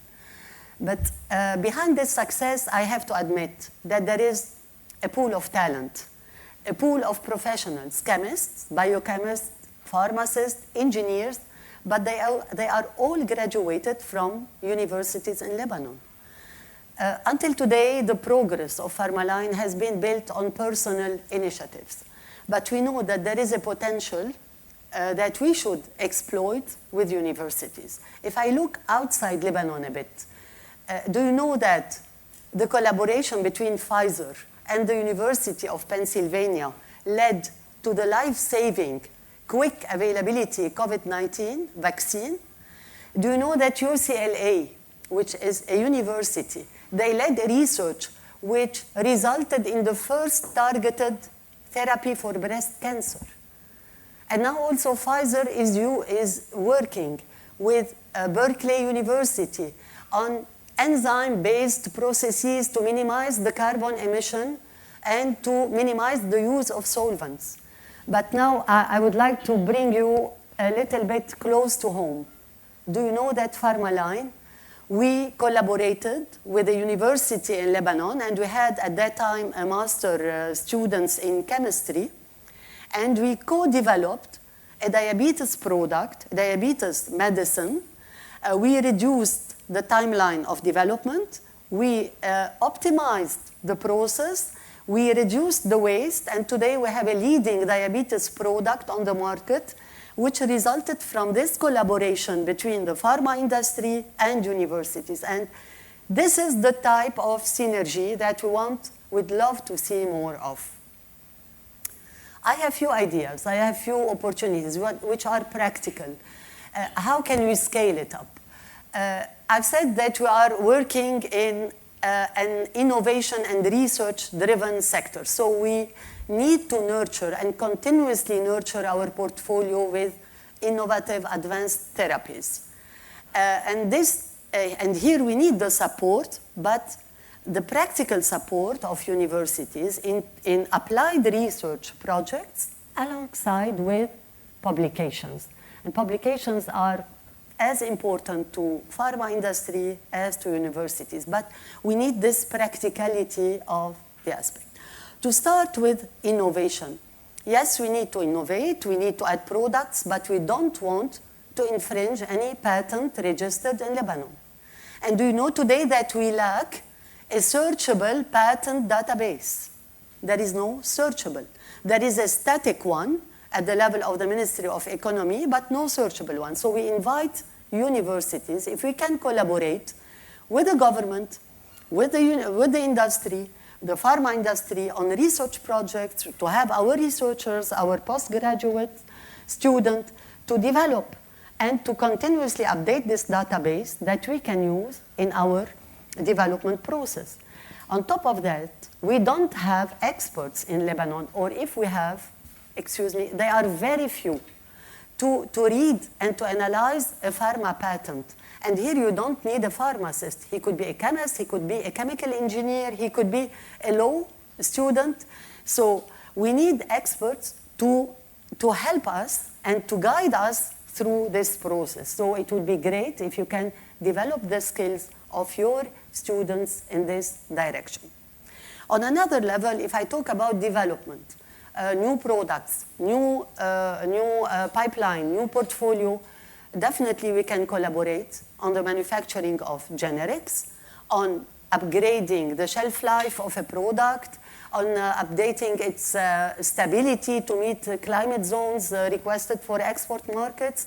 We can work a lot on green initiatives, yes. But I have heard the president this morning saying that we need to create an equilibrium between the traditional development and the fundamental innovation. Do you remember the Zallua? We heard a lot about its therapeutical claims. But what happened with this project? We were not ready, I admit. The industry was not ready, maybe the universities too. We did not have the right ecosystem, the right to integrate this product into this system, and who knows, maybe we would have done wonders. But today, gentlemen, we have a great opportunities that we don't have to miss. We have the medical cannabis. The medical cannabis law is sorted. We are waiting for the implementation. But what have we done until today? I think we're not prepared. But it's a call today. We're ready. Pharmalan is ready. If AUB is ready, or maybe other industries will join, we need to be ahead in research. So whenever they implement the law, we are there. Because in the States, the FDA approved a pharmaceutical product based on natural medical cannabis. They approved it for children epilepsy and for pain in cancer patients. So where do we stand today? We have a very good product. Let's not drop this project. Let's put it as a priority. On another note, we have a challenge in our industries and specifically in the pharma, which is the waste management. Waste management is a headache. We don't have any procedure in Lebanon. The government is doing nothing. I think the universities can leverage on the WHO guidelines and develop research programs and procedures. We can all together go and have a dialogue with the regulators and have the local pharma industry manage its waste in Lebanon. Today, on top of our loss, we are exporting them and paying on them money, and it's a burden. So also this is a topic that we should address through research programs. And finally, there's something very important, is that Lebanon is known for its human resource capacity and capabilities that we need to grow, we need to retain in Lebanon. Today, our industries, we are recruiting very good candidates with high theoretical caliber. However, they lack experience, so they are not productive immediately. They cannot contribute directly to our operation. What the pharma industry needs to be on track is ready scientists and ready engineers. So I was very happy to see that UNIDO is doing something in this direction, but it's not in our field. We hope that we can enlarge the scope, but we would love to see PhDs and masters in pharma-related science, like development, like analytical methods and advanced analytical methods, like the pharma regulatory and the pharma access, the QA and the GMP. We have here with us our QA. She trains people, but we need industry university to embark with us on this. We would need long internship programs, not for 1 or 2 months, long, where we integrate the candidates within our system and we work on weighted and rated projects. And not to forget the AI. The AI today started to be used frequently in the pharma industry. Lebanon is behind. At the level of universities, pharma industry, we're still at the early beginning. So we would like to have a curriculum where we address the AI in the pharma, in the supply chain, in the R&D, in the development itself, in the green initiatives, in the preventative maintenance. You know, through the simulation, they can reduce all the timeline to put a product at, the patient, for the patient need. And this program should not only target the candidates, the students, it should target the professionals in the pharma industry, because we don't want to lose our jobs. So we need to remain aligned. Absolutely. Same here. Thank you. Thank you. Thank you so much. Thank you for a very detailed and targeted answer. Mr. Assaf, please. Thank you very much, Dr. Rabia. And thank you, AUB, for organizing and hosting such needed conference in these days. Well, as a Lebanese businessman who's been working in industry for more than 40 years, I have witnessed firsthand how crucial it is for Lebanese universities and industries to join forces. Strengthening these partnerships will reduce our reliance on imported expertise and drive the innovation and quality needed to compete globally. Below, I address two key questions on a forward-looking perspective, offering examples and actionable strategies grounded in Lebanon's current economic and academic landscape. On the question of how universities can become partners with Lebanese industry in finding homegrown solutions and participation in research and development. Many Lebanese industry historically turned to imported technologies and foreign experts, partly because local R&D capacity and university-industry linkages have been underdeveloped. Lebanon expenditure on research and development is extremely low compared to developing countries. In 2022, it represented 0.05% of our GDP. And companies often innovate in isolation. Studies find that most tech firms in Lebanon rely on internal resources rather than collaborating with local research institutions. This dynamic is unsustainable, especially amid today's economic challenges, and it underutilizes the talent in our universities. To become reliable partners for industry, Lebanese university must actively contribute homegrown solutions tailored to local needs. There are few strategies I want to suggest going forward. The first is forging formal university-industry partnerships. By building structured partnerships, this allows academia to address real industry problems. A successful example is the long-running LIRA program, which since 1997 has linked students and professors with industry projects to reduce brain drain and boost manufacturing profitability and productivity. LIRA partnered with 13 universities and numerous local industry, yielding annual exhibitions and applied research and new products. Second, promoting applied research and innovation centers. Universities should expand R&D centers and incubators, focusing on applied innovations. Many institutions are already moving in this direction. For instance, the EU-funded Lebanon Innovate initiatives, helping universities establish technology transfer offices and commercialization program.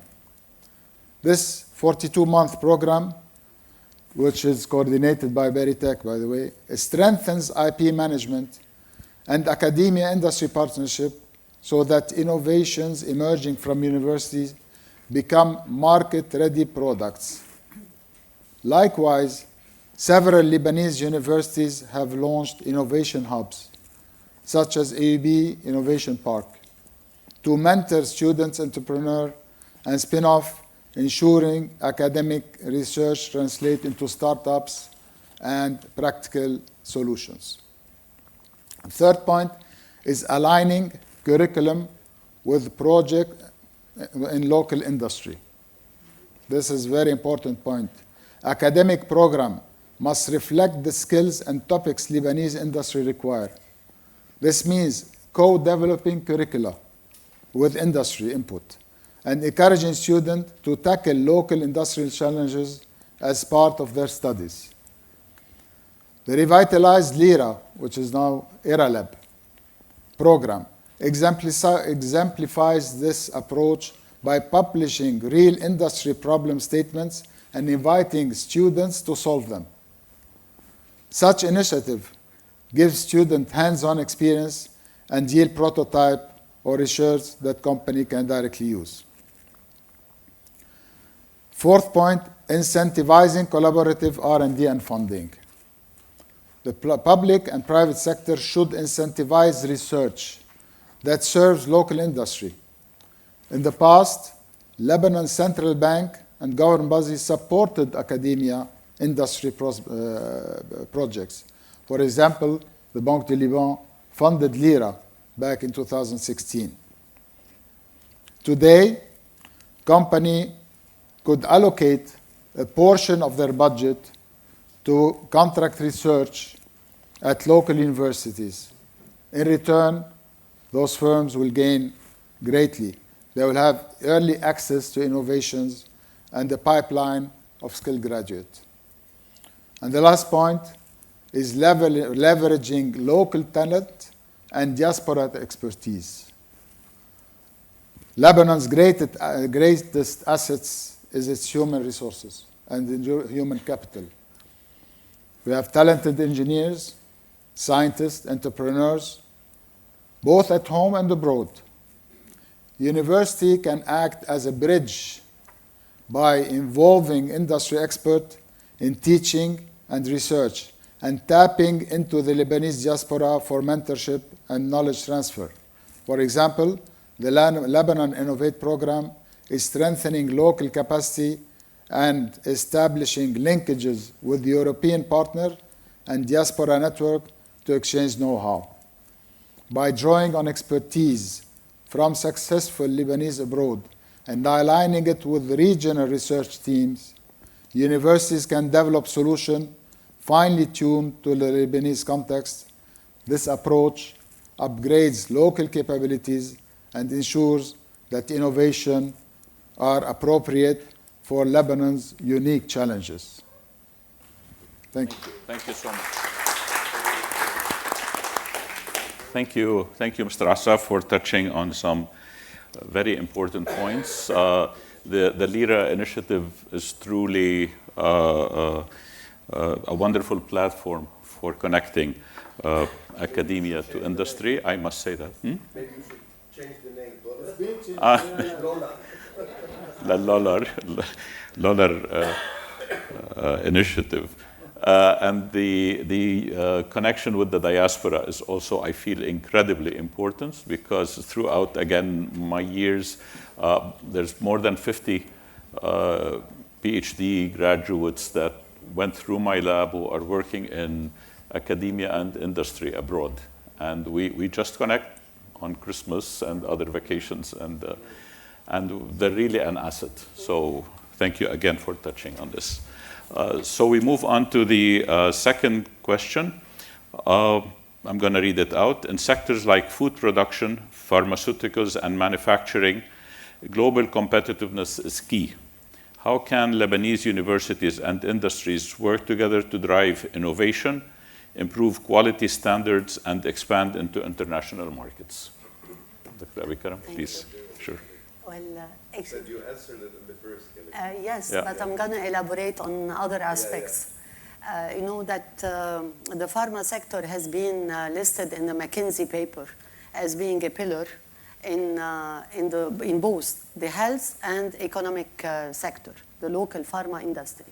If we want to grow this industry and thrive, we cannot rely on the Lebanese market, which is a bit very small, relatively small. So we have the option is to export. So it is a must. And here we need the support of universities. For instance, exporting a pharma product means submitting a registration dossier, which is the ID of the product, that will vary from a country to another one. You have to abide by their rules and regulations, which are very complex, and they are evolving constantly. So this is a burden and time-consuming, and here we can collaborate, industry and university, to build a national regulatory intelligence database. Researchers and students can map those regulations, and they can build and constantly develop and upgrade this database that can be accessed by all the pharma industry. It will help us stay aligned with all the regulations abroad, implement them at our facilities, in our processes. It will help also upgrade our dossiers.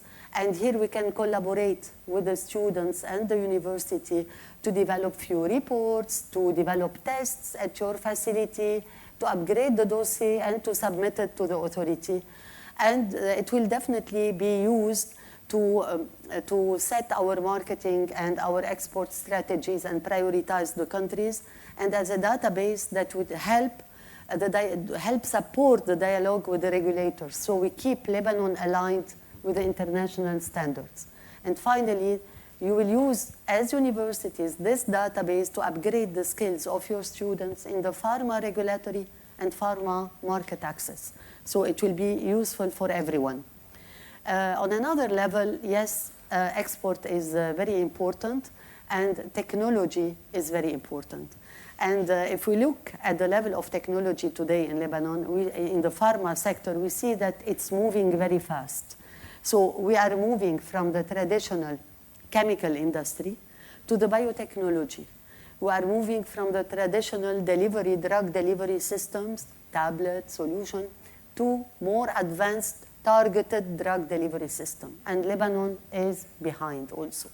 So we need to collaborate, industry and academia, in that respect. And this has been done in Jordan. Hikma joined the efforts with the University of Jordan, and they have developed a focused biotech training program. So imagine we can do it in Lebanon, the Lebanese pharma industry with AUB, where we develop a curriculum for biotechnology. We start working on research projects in biotech, advanced delivery systems, and we look at the feasibility and the implementation at the level of the local industry. We can take Lebanon to another level. And here, I would say, yes, we should collaborate with the Lebanese diaspora, because we have experts not only in the private sector, but they are leading in the FDA, leading in the A.M.A.M in France. We had colleagues with us, and they are there. So they can be of great help. At the level of quality, you can do a lot. There are huge opportunities for both of us. We would love to see a university like AUB establishing a CRO in Lebanon, the Center for Research Organization, where we can perform our clinical trials and our bioequivalency study to prove the efficacy of our products. Today, we are sourcing it from abroad, in Jordan. Why? We have all the capabilities in Lebanon. So if you do those research centers, and maybe they could be funded by the government, but they cannot be funded by the industry. They cannot, because there will be a conflict. And they did it in Jordan, and then they stepped out. We will find ways. You will leave, you will resign from your position, and you will sponsor it. So we should do it in Lebanon. CROs are very important, because you will create jobs for your students. You will create hundreds of jobs. And we will take Lebanon to another level. It will be the hub for filing dossiers, not only from locals, but from the multinational companies. On top of that, in the pharma industry, for instance, in my company, in PharmaLine, we do a lot of clinical trials. The real-world evidence trials and phase 4 trials. We are doing that with some universities. We want to expand, but we invite universities to look at their IRB approval process. It cannot take 2 years. It should take 6 months, 8 months. But you should encourage us also to put more studies on track. And this could be very important to everyone, to the students, to the industry, and to our beloved Lebanon, and to the academia. Absolutely. Thank you. Thank you. Thank you again. Mr. Assaf. Well, on the question of how universities can drive innovation, quality, competitiveness in key industrial sectors. Global competitiveness is the goal in sectors like food production, pharmaceutical, and manufacturing, especially as Lebanon seeks to export and diversify its economy. Competing internationally means our product must meet stringent quality standards, be produced efficiently, and offer innovative features. Here too, close cooperation between university and industry is crucial. University can provide R&D expertise, testing facilities, fresh ideas to help Lebanese companies improve and innovate for global markets. Meanwhile, industry offers practical insights and opportunities to apply research. Together, they can elevate entire sectors. The following are a few suggestions again. The first one, and the most important, aligning and adopting international standards and best practices. One of the first steps to go global is ensuring that Lebanese products comply with international quality standards. Academic institutions can support this through training and technical assistance. For example, the Lebanese Standards Institution, LIBNOR, has been aligning local standards with international benchmarks, positioning Lebanese food products favorably in the global market. LIBNOR often collaborates with the university on research and innovation and certification. We need to apply ISO standards and good manufacturing practices, GMP. They can also offer laboratory services for product testing and certification. Ultimately, university expertise in global standards and compliance can significantly raise the quality bar across Lebanese industry.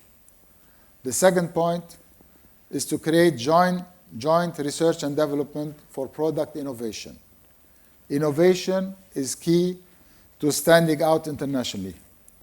University and industry could co-create new or improved products that leverage Lebanon's strength in, for instance, in the agri-food sector. We already see this happening. The QOT, Agri-Food Innovation Cluster, which was created by the government of Netherlands and includes many food companies, startup, research institution, actively fosters collaboration to introduce new products and technology. This has helped its member companies adopt innovation and opened world market for them. And as an example also is the partnership between AUB, Faculty of Agriculture, and QOT Cluster. AUB experts recently conducted R&D workshops to help local agribusiness develop new product strategy and improve their R&D management practices. Third point, improving quality and efficiency through academic expertise. Universities in Beirut and beyond can act as knowledge partner to upgrade industry operation through consultancy project. Faculty can advise on process improvement, energy efficiency, water reduction, all of which lower costs and improve competitiveness. A recent EU-UNIDO initiatives we heard about now. It trained 27 experts with AUB support on the transfer of environmentally sound technology and other very needed know-how. The fourth point is expanding into international markets through collaboration. To break into market, Lebanese industry can leverage the global connection of academia. Our universities have extensive networks of alumni and partner institutions worldwide. Collaborative program can help internationalize Lebanese product by leveraging the diaspora of AUB, LAU, and many other universities in Lebanon through their alumni chapters globally, and by connecting enterprising graduates abroad with businesses in Lebanon, we can create distribution channels or foreign offices for Lebanese product. A concrete strategy would be establishing export mentorship program where business school pair MBA students or faculty with local companies to develop export marketing plans and navigate foreign regulatory requirement. With academia as a knowledge bridge, even smaller Lebanese companies, SMEs, can overcome the learning curve of going global. The end goal is to see more made in Lebanon goods, be it gourmet food items, generic medicine, or bespoke manufacturing product succeeding in foreign markets. In conclusion, I'd like to say I am very optimistic on the future of this collaboration.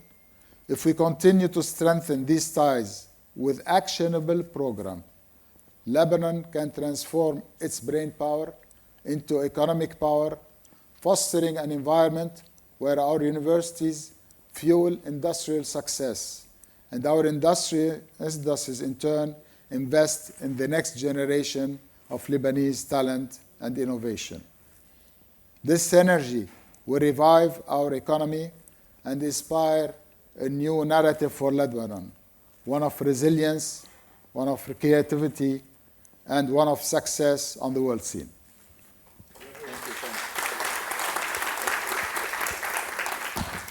Thank you so much for very focused interjections, and I now open the floor for 2 minutes, 3 minutes of questions. Please go ahead, but who has the microphone is coming your way.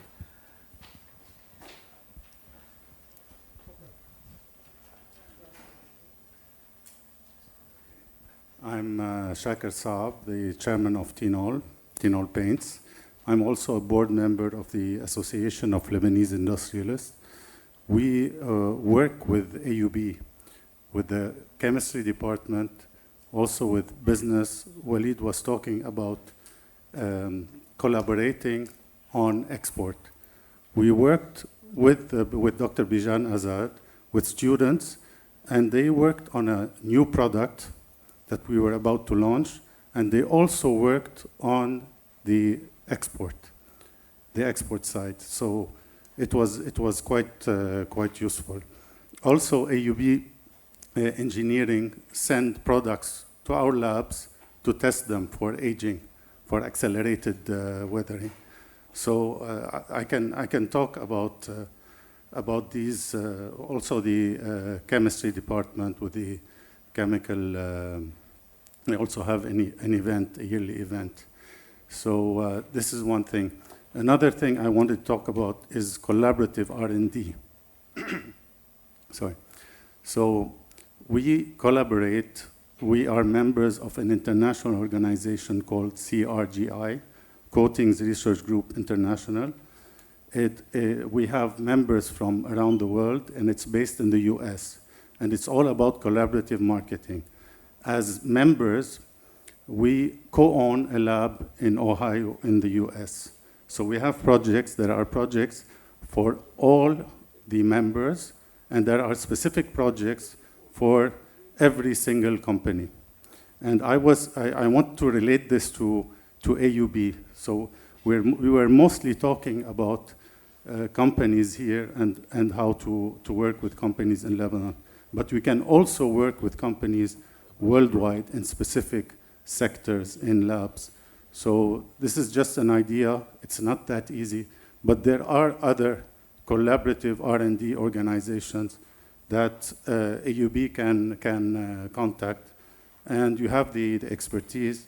We have also AUB graduates, chemistry and chemical engineering graduates that joined TNR, and they did a very, very good job. So I think we have a future with collaborations. Thank you. Thank you very much. Dr. Nassif, please. Yes, thank you, Mr. Assaf. Thank you, Mrs. Abi Karam. I liked, Mr. Assaf, you focused on the LIRA program. And so the LIRA program, so one question is what happened to this LIRA program? Because it was a good initiative that really linked universities to Lebanese industry. Plus, there is something else that was created about 70 years ago with the help of the US government, which is the IRI, which actually was located here next to the Riviera near here. So now I think it is located in Dahdah, in the campus. So anything about it, because this is, I mean, there are a lot of things. I know the director of the institute, who was Bassam friend. So I don't know what happened to this institute, because they have a lot of data, a lot of information. So I think this would be important to know what has been done so far in order to build the future actions, because we cannot go into new actions without knowing what has happened already. So I know that they have extremely rich data available. So can you say something about it? There is also Mr. Fadi Aboud, who was president of the industrialists. So I think also he must also know something about it. Thank you for that question. Actually, I'd like to start with the ERI, because I was a board member representing the Association of Industrialists. The ERI was designed in the past as a research institute. It was founded by the Americans, and it was next to, by the Marshall Plan. It was based in their location next to Riviera here, very close. And with time, they dropped the R from the ERI. So it became a testing facility, not a research facility. Unfortunately, I say that because that's what's happening. All their revenues and everything they do is just testing products that comes in at the port and any other tests you need to do. So very little research is done, or meaningful research is done in this institution. We need to bring back the R into the ERI and make it, again, a very viable institute for research. Now, moving it to the Dahdah location is because the university is also somehow partner, because at that time it was founded by three: the Industrial Association, the Americans, the Group 4, and the Lebanese University. So it moved to the new location in Dahdah. This is about ERI. As for LIRA program, which is again co-founded by the Association of Industry, I'm going to leave that to our colleague, Mr. Ziad Shammas, who is now heading what used to be the LIRA lab, what used to be the LIRA. So he will have a chance to explain more about the LIRA program. Thank you. Thank you, Mr.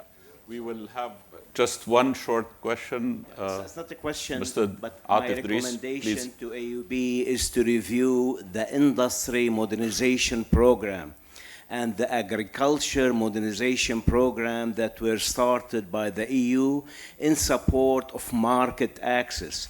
These programs are very important. They have operated for 3-4 rounds. Each round was for 3 years.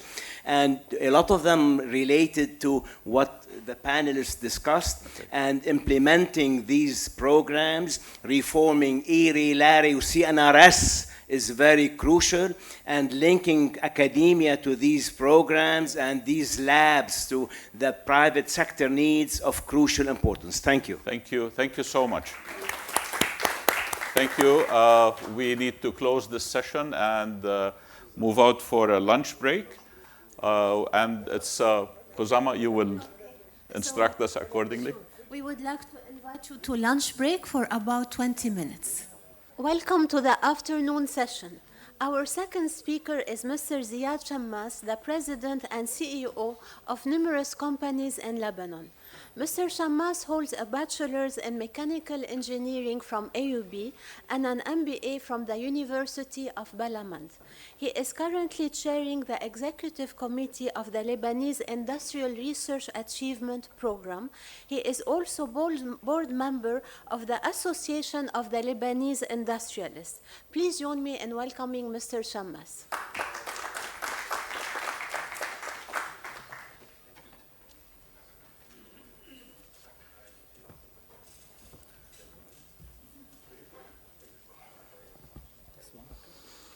Good day.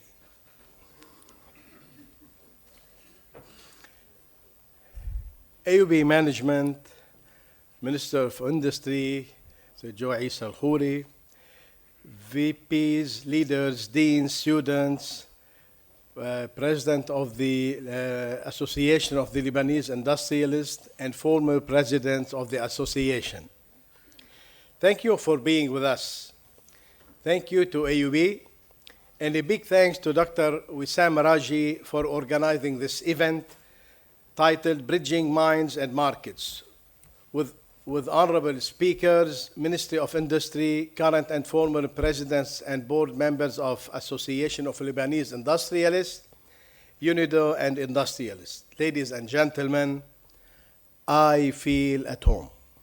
As a AUB graduate, me and my sons and daughter, with Ali and IRA Lab on board.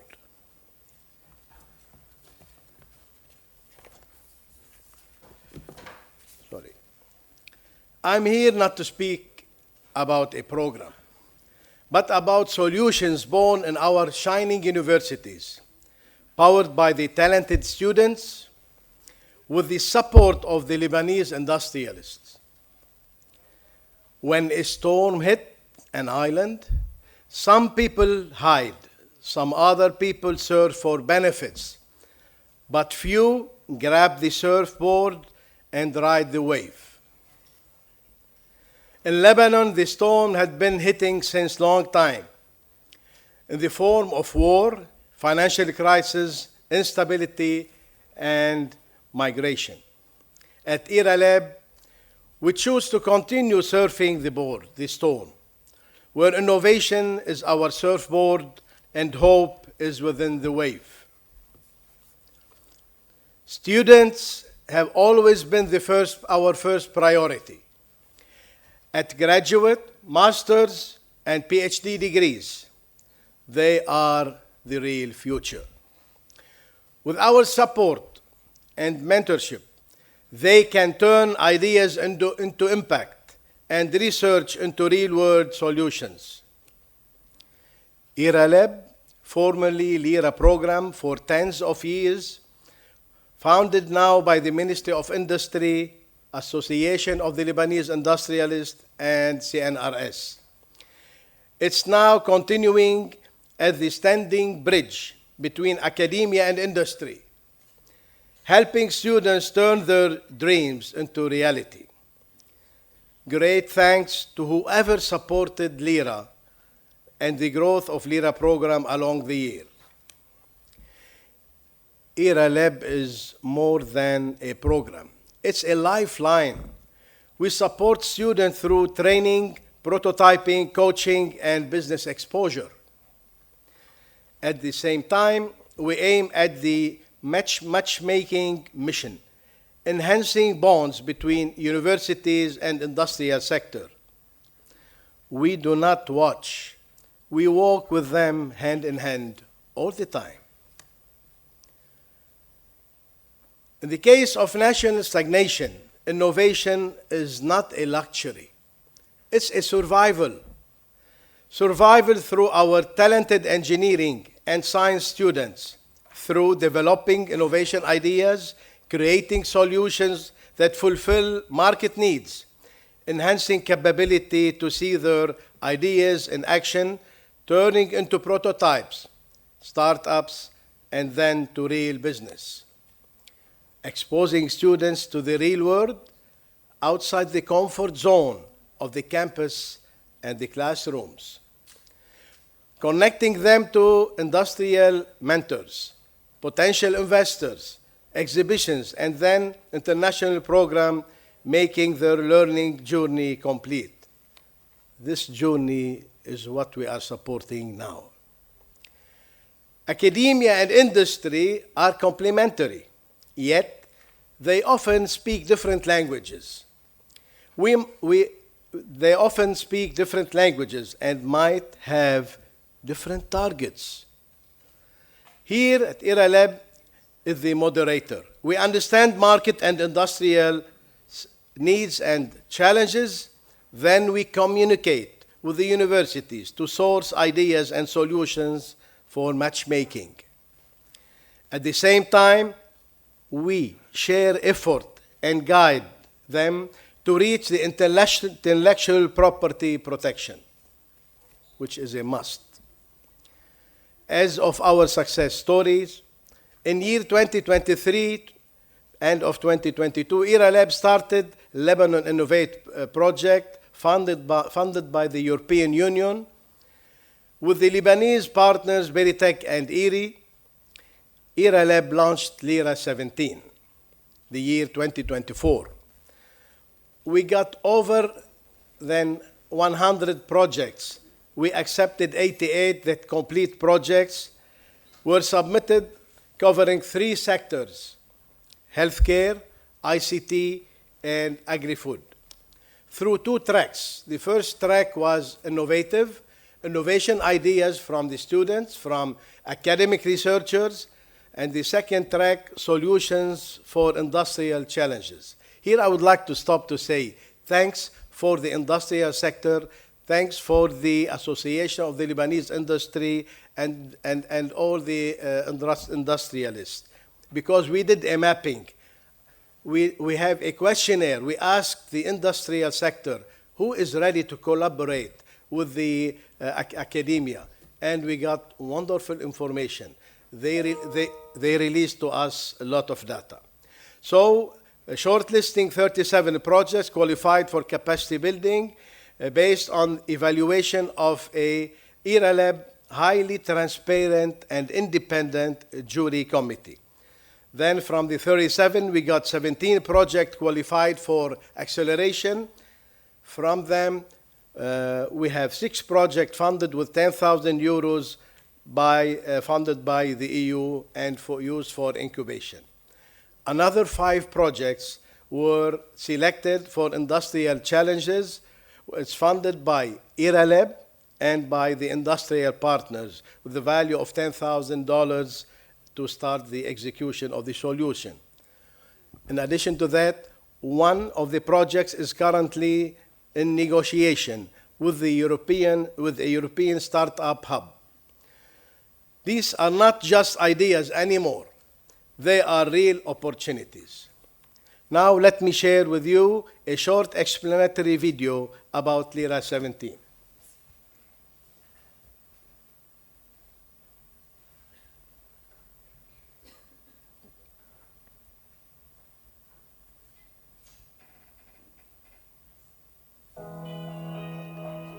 The LIRA Innovation Program is a long-standing... So I will continue, then we'll put it at the end. I would like to tell you that AUB won funding of 3 projects, each in the value of 10,000 euro from LIRA 17. This year, 2025, the momentum is growing. IRA Lab launched LIRA 18 again, where we got 74 projects submitted nationwide. Now they started the journey of capacity building, acceleration, and incubation. In terms of financial needs, IRA Lab do not take neither shares nor ownership. They do not profit. We are here just to empower our youth. Our return is measured in launched startups, hired students, and solved industrial challenges. ERA Lab yearly budget is partially covered, and just for those 2 years, by EU via Lebanon Innovate. The rest is raised locally, supported by founders and industrialists and other supporters. Every penny supports real talented students, real innovation, and real economic impact. Honorable ladies and gentlemen, I invite you to walk with us, become a donor, a mentor, and a believer. Show students that they don't have to leave Lebanon to succeed. They can still do it here in their homeland. Ladies and gentlemen, it is mentioned in the holy books that talents are gifts from God. We are all responsible to capitalize on the talents that are given to us for the sake of our society, humanity, and the future of our youth. Thank you for your time, your attention, and your belief in this mission, keeping in mind that this is the way for us to survive and continue.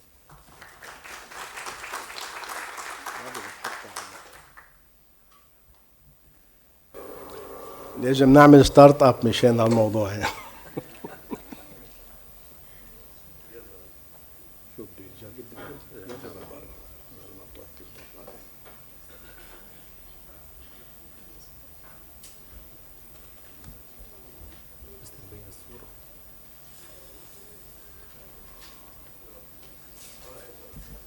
Maybe we can have time for a quick question for Mr. Ziad Shammas.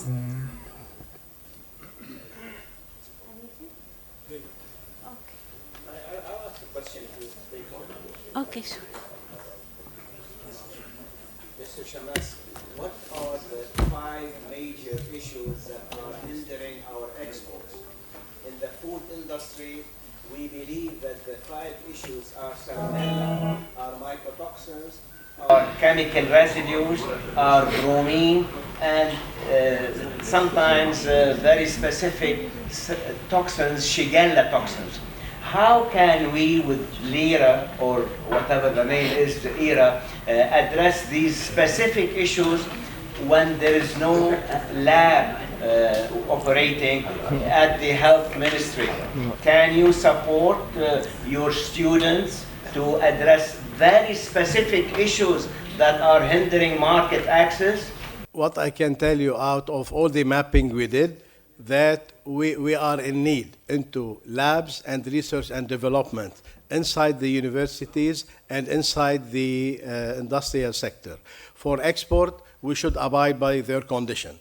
How to match it? We need technology, labs, and... I'm about to retire from industry, and it is 60 years that they have not addressed salmonellosis. Hopefully with AUB you can do that. Okay, this is good to note. Thank you, Mr. Shammas, for the informative presentation. So we are going to move. So we're going to move to our third and last panel, and then we will watch the video at the end. So the last panel is going to be chaired and moderated by Dr. Tanya Haddad. Dr. Haddad is an associate professor of public administration and nonprofit management and the director of the Global Engagement Initiative at AUB. Renowned for her scholarship on civil society and volunteering in the Arab world, she has contributed extensively to academic literature, and she led initiatives promoting civic engagement and citizenship. Please welcome Dr. Haddad.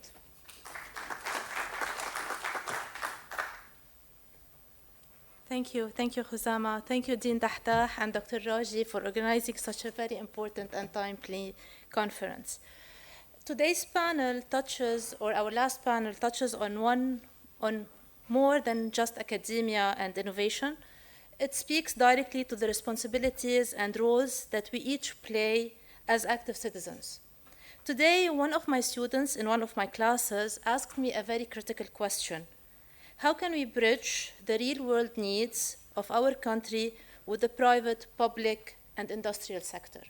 Actually, I told her to attend the conference today. However, that question captures the heart of what citizenship is about, recognizing the challenges our communities face and asking how can we contribute to solutions. Our academic institutions are not isolated ivory towers.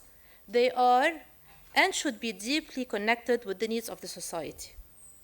This panel today will explore practical strategies to bridge that gap and foster more productive collaboration between universities and industry through targeted policies, sustainable funding models, and robust partnership frameworks.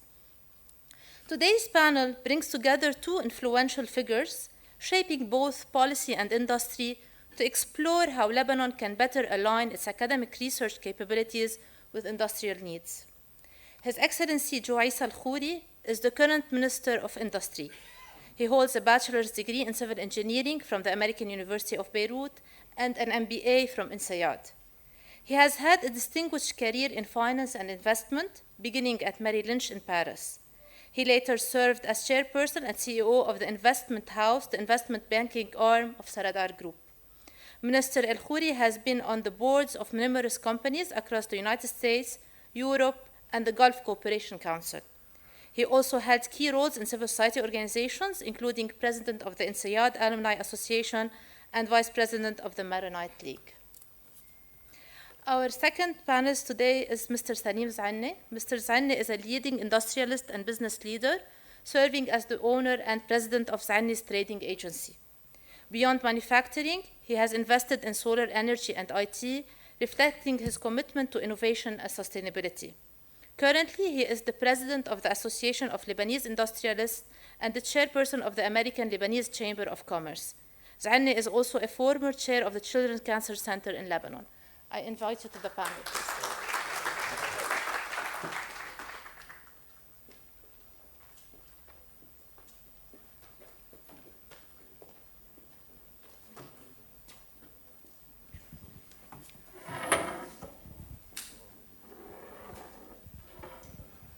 Thank you again for being with us.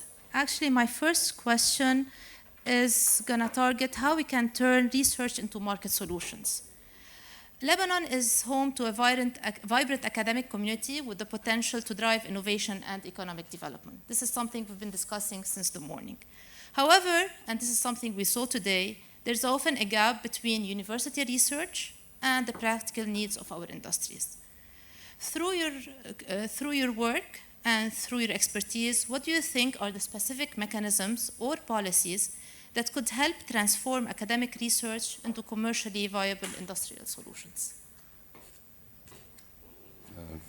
Is it on? Yes. It is on. It is on. Hello, everybody. Like Ziad said, I feel home. I miss AUB. I'm a proud AUB grad. Actually, to answer questions, I believe one has to look at the history of how the industry has been evolving globally. And 3 pillars are needed to be successful. One of them is the ideas. The second one is the people who develop these ideas or nurture people who develop the ideas. And the third pillar is the funding of all these ideas. When we talk about ideas, these ideas can come from local manufacturers, local industries, local software developers, so local companies, or international companies that would require certain developments in some sectors, or typically from individuals, those who would have some ideas about startups. This is the first pillar. The second pillar has to do with the universities and the education system, starting with schools, I would say lower, these days than the high school level. These universities have the role to nurture, to prepare students, skilled students, to be able to come up with ideas or answer the needs of the first pillar that I've mentioned. Now, when these 2 pillars join forces, funding becomes very easy. And this is why, if you look at the mapping globally, this is why Silicon Valley is in Silicon Valley, because it's close to Berkeley and Stanford. This is why Route 128 in Massachusetts is in Massachusetts next to Boston, next to MIT and Harvard. This is why the Cambridge Center for Incubators is next to Cambridge, which is close to London.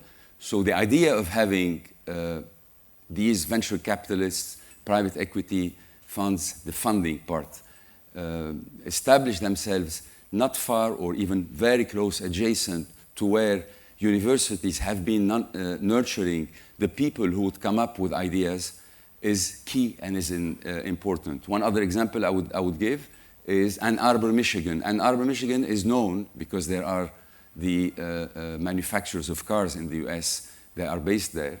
It is known for its mechanical engineering department. Why? Because these industries would come to Ann Arbor, Michigan and tell their research department, listen, we are trying to find a solution for this issue and we prepare to fund this particular item if your people can work on it or research it. So the existence of these three pillars is key. Now the issue with Lebanon is that unfortunately, because of the war, because of the insecurity we've been going through, the ideas are not coming up from within Lebanon. It's okay. What we could do is look abroad, see what are the needs, hook up with industrialists abroad, through the industrial sector here, with technology sector abroad, and be the back door or the kitchen for these ideas to be developed. Because definitely, we have the people who can put things in place. I'll give one example. My son, after high school, went to the US to study engineering. He was at Columbia studying engineering. His friends, many of them, went to AUB. And he used to tell me, you know what? The curriculum at AUB is tougher than in Columbia. So in Lebanon, what I'm trying to say, in Lebanon, we have the people, we have the education system. What is required is to update quicker than before the curriculum system at the level of universities and to go down to the high school level in order to adapt to the new needs, not only in Lebanon, but certainly globally. Thank you very much. Zeenni. خلوا زقفة للآخر ماشي. يشجعونا شوي. Okay, in fact, first I cannot say I feel at home. I'm not an AUB graduate, unfortunately. I'm the only one maybe who passed today who was not an AUB graduate. But definitely it would have been an honor to be here and to be graduated here. I'm a St. Joseph University graduate. So, in fact, there are...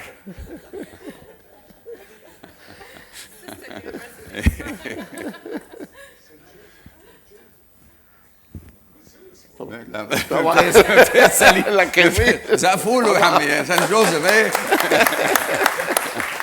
زقفوا له هلا رح نطوع على كل حال رح نطوع قريبا. Okay, we have two paths. The first one, where the ideas come from, and the second one, where are the existing ideas. The first one might come from industry towards universities. In fact, this link has been missing, and nearly all the people who spoke before us, they mentioned how to solve it, and the best way, the fastest way is to create bodies between industrialists and academia. But I noticed something that was mentioned by Dr. Khoury. There is around 2,500 maybe ideas at the AUB or many, whatever they are, so many, and they are sitting there and they don't go anywhere, they don't advance. I had an experience with 2 universities in the United States. One of them is Arizona State University. They have a special marketing department for their ideas, okay, who go and approach the industrial sector and the investment sector just to bring in people and take the ideas and bring them to market. So this is something that AUB should do. It's not only on us. We are here to find the ideas, but we are not going to ask every day who has a good idea, okay? And we are ready to invest in it. We are ready to put money in it. So definitely this is something that should be done by the academia. On the other hand, like you mentioned, the ideas come from the industrial sector or from persons or whatever it is. Unfortunately, in Lebanon, we fly by our own. We do our own research. We do our own innovation. We do it all in-house. It's becoming very expensive on us. So, and there are no, let's say, regulations to encourage us to continue like that. Though, if we have the help of the academia, we can boost the time and in fact, like Carol was mentioning, we can speed up the trials and boost it in a way that we can come to the market much faster. So definitely, it would be a great thing that the academia, that the university, and mainly AUB, and because AUB is the best equipped university in this field, one, to follow up all the novelties in the world, the innovations, and speed up the research at the local level at the university, and open its doors to the industry in a, let's say, easy way to approach, not only being just searching for a funding to make an idea and we get the funds and afterwards it's over, the idea is forgotten, okay? So definitely this is one of the major gaps that we are facing, and we are ready at the Industrialist Association to work hand by hand with the universities, not only UB, but all of them, all serious universities, because unfortunately we are suffering of the number of universities. We don't know anymore who they are and what they do. So please, let's sit together. Let's face it together. It's not a program that comes for 2 years and we forget it. It should be a sustainable program, ongoing program, and there is no better than the university to nurture this program and keep it going on, because you are here to stay. It's not like a donors program. When the money is over, the idea is gone.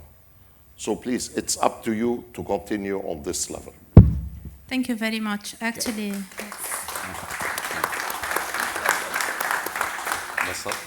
would you like to add yeah, I'd like something to Salim's idea, because what he said is very important, and I think this is the role of the public sector here, to give incentives to the private sector to go into research. This is something was never done in this country, unfortunately. The incentives in terms of financial incentives, in terms of tax breaks, tax rebates, or whatever, to invest into research is key.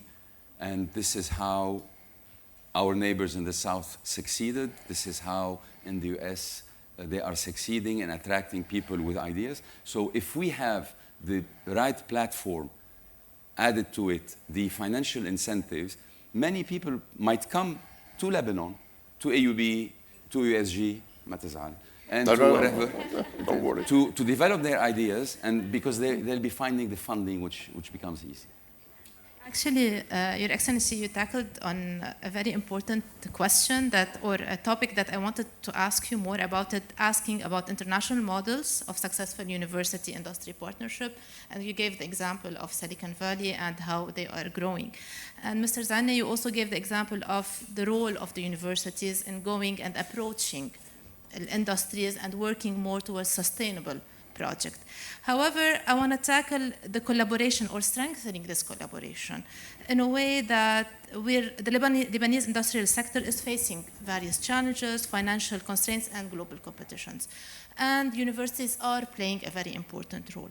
However, what concrete policies or initiatives can mainly the Ministry of Industry implement to strengthen this university-industry collaboration and ensure that the academic research is directly contributing to industrial growth? So this is a question to both of you from the He is the minister, public the biggest. and then from your Listen, yesterday I gave a press conference just to say what are the workshops I've identified, because I've been assigned this role of being a Minister of Industry for the last 7 or 8 weeks now. And there are about 6 workshops that I've developed, kick-started, or in the process of developing. And I'd like to thank Salim Zeenni, because the Association of Lebanese Industries have been of good help to me in terms of feedback, in terms of backup, in terms of connection, and this is key. For someone new coming to the public sector, I've been in the private sector for over 35, 40 years. I showed a slide, and this is very important, just to see, to tell you how much this sector, which is key in Lebanon, I'm talking about the industrial sector, has been completely neglected. And I'm going to tell you, Malishi, we're off track a little bit, because this is important. I've calculated the cumulative budgets of the successive Lebanese government since 2000 until 2019, when the crisis blew up, which is 20 years in total. The government of Lebanon, the successive governments of Lebanon have spent in 20 years, 2019, $238 billion. Let's say $240 billion for you to. It means that over 20 years, on average, 12 billion dollars. Okay?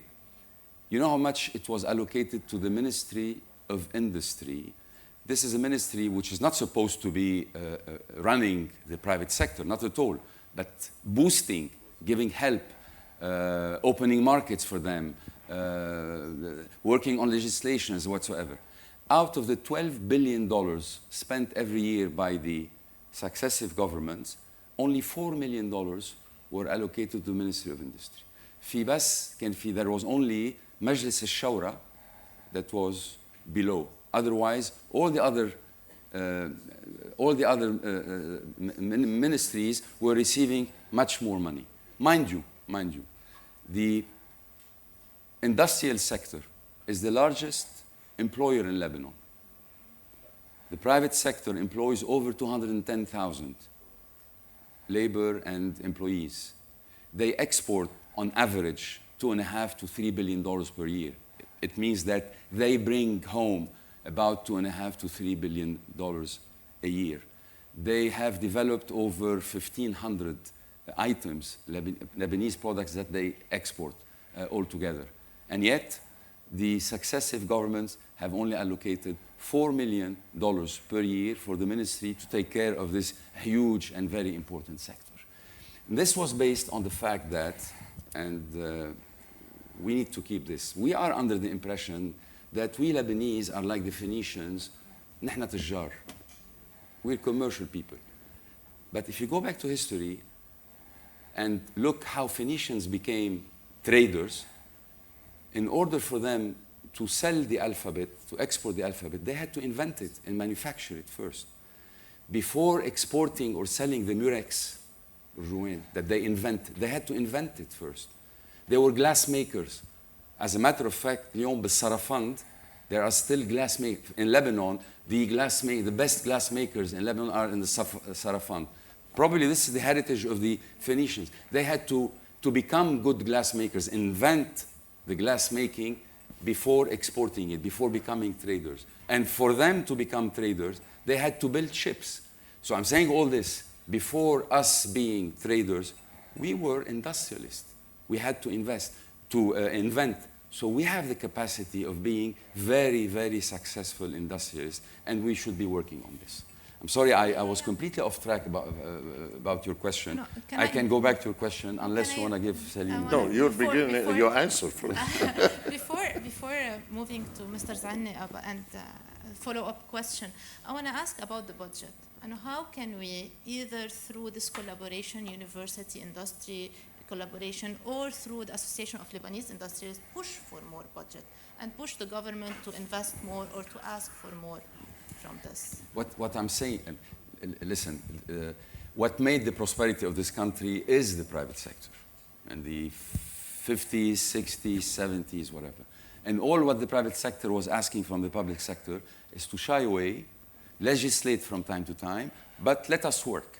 What happened post-war is that the public sector went over where the private sector was, invaded the private sector, and this is part of the crisis we are going through. What the private sector should ask from the public sector is, give us tax rebates, give us incentives. We know you don't have money, we have the money, or we can find the money.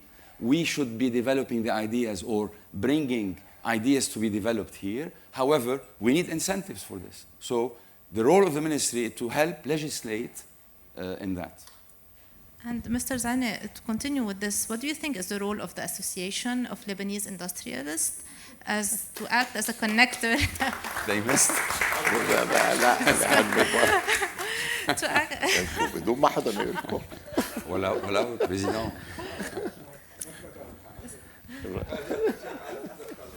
Sorry, again. So, yeah, it's fine. So, how do you think the role of the Association for Lebanese Industrialists could act as a connector, linking academic research with industry needs? So, what would be the role? What would be our role as industrialists? Well, first let me go a little bit back to what His Excellency was mentioning about the role of the industrialists in Lebanon. In fact, industry is the backbone of the whole economy. And we could see it in 2019 to 2024. If there was no industries in Lebanon, like some claim that we are not an industrialist country, believe me, there would have been a much bigger collapse of the whole economy and the country. Very true. We were holding the whole economy. We did not lose, maybe we lost less than 1% of our workforce for immigration, okay? All of them, they stayed. It's not thanks to the public sector or to any other policy made. It was thanks to the labor, the workers, and to the company owners, because we could incentivize them to stay in Lebanon and continue working. So this is a full private sector effort made during this period. So, Your Excellency, yes, you were she was asking about the question of improving the budget of the Ministry of Industry. Otherwise, we cannot do anything as cooperation public-private sector. If they don't have the money, they cannot go into programs and help us. Meanwhile, we are doing our job.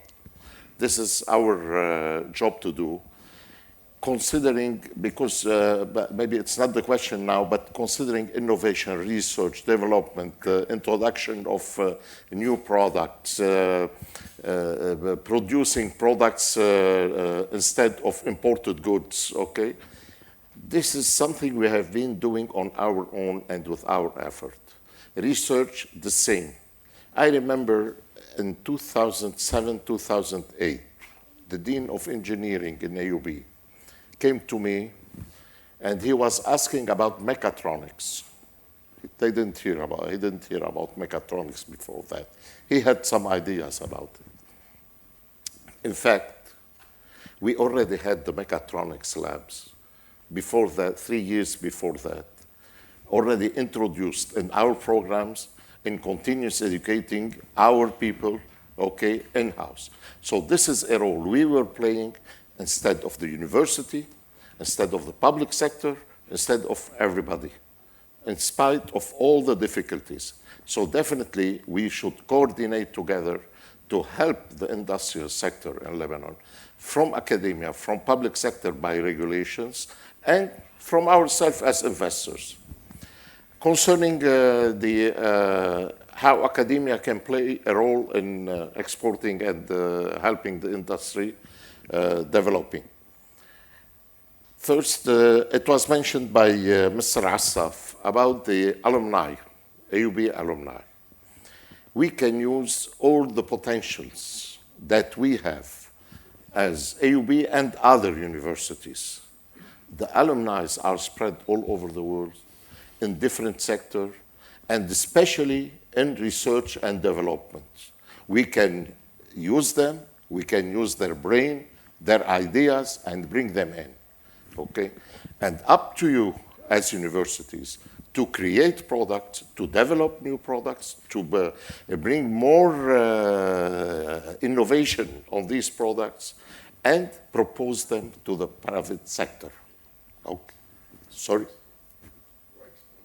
Export. Definitely. Now, our role here is not the Lebanese market, and there has never been.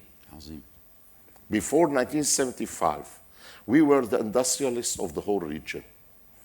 We did not lose it, but others came in as major players. Now we have to get it back. How can we get back? By cutting costs, by developing new ideas, by introducing automation and robotization, by using all the new technologies and finding new ideas. All of them are accessible and possible to do with a cooperation between you and us, between academia and industry.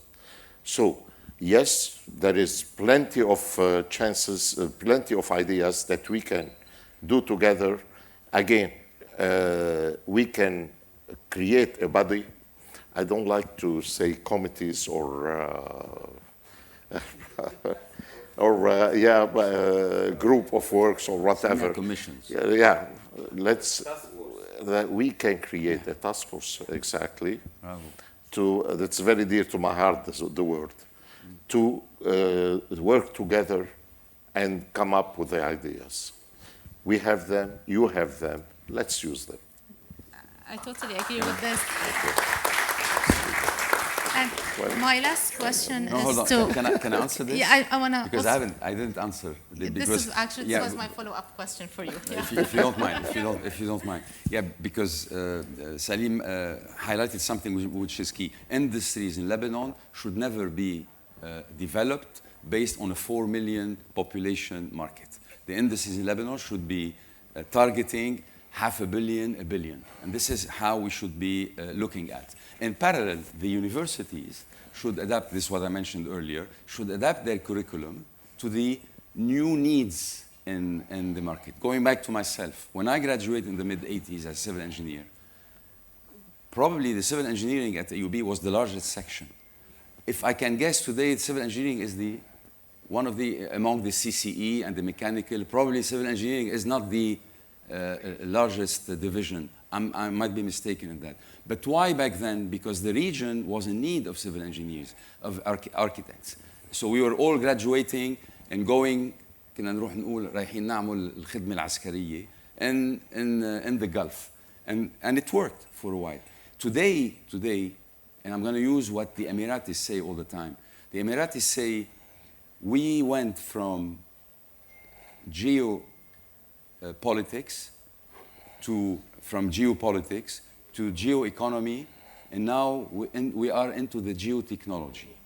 So if what we need today at the level of AUB is to leapfrog our curriculum Think about robotics, artificial intelligence, all these new technologies where many of our Lebanese are developing all this, but abroad.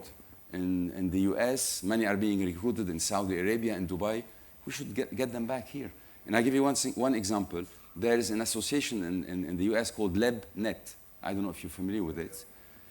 LabNet gathers young people or people who are in the technology sector, who work in the technology sector of Lebanese origin. You know how many members there are? 2,500. 2,500 Lebanese in the US. So if 50 of them, we give them incentives to go back and give help and promote these sectors that I've been working on in the US, we would be doing the right thing. So this is key. I'll add one last thing about this. I was just at the parliament because one of the laws that hopefully now is being ratified has to do with the industrial technology parks. It was amended, and hopefully now it should be voted. If this law is ratified or voted today, we will be able to develop industrial technology parks all over Lebanon, and this should be a link between industrialists, multinational who would come and settle here, because now the multinationals are looking to get out of Asia. There's this slogan, all but China. They want to do what we call, what everybody calls onshoring or nearshoring or offshoring. So they're looking for spots or hubs in order to invest just to manufacture and ship abroad. So these industrial technology parks could be the platforms, could be a platform for this link that we are talking about.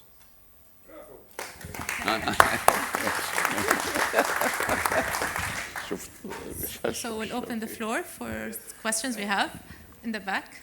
Yes.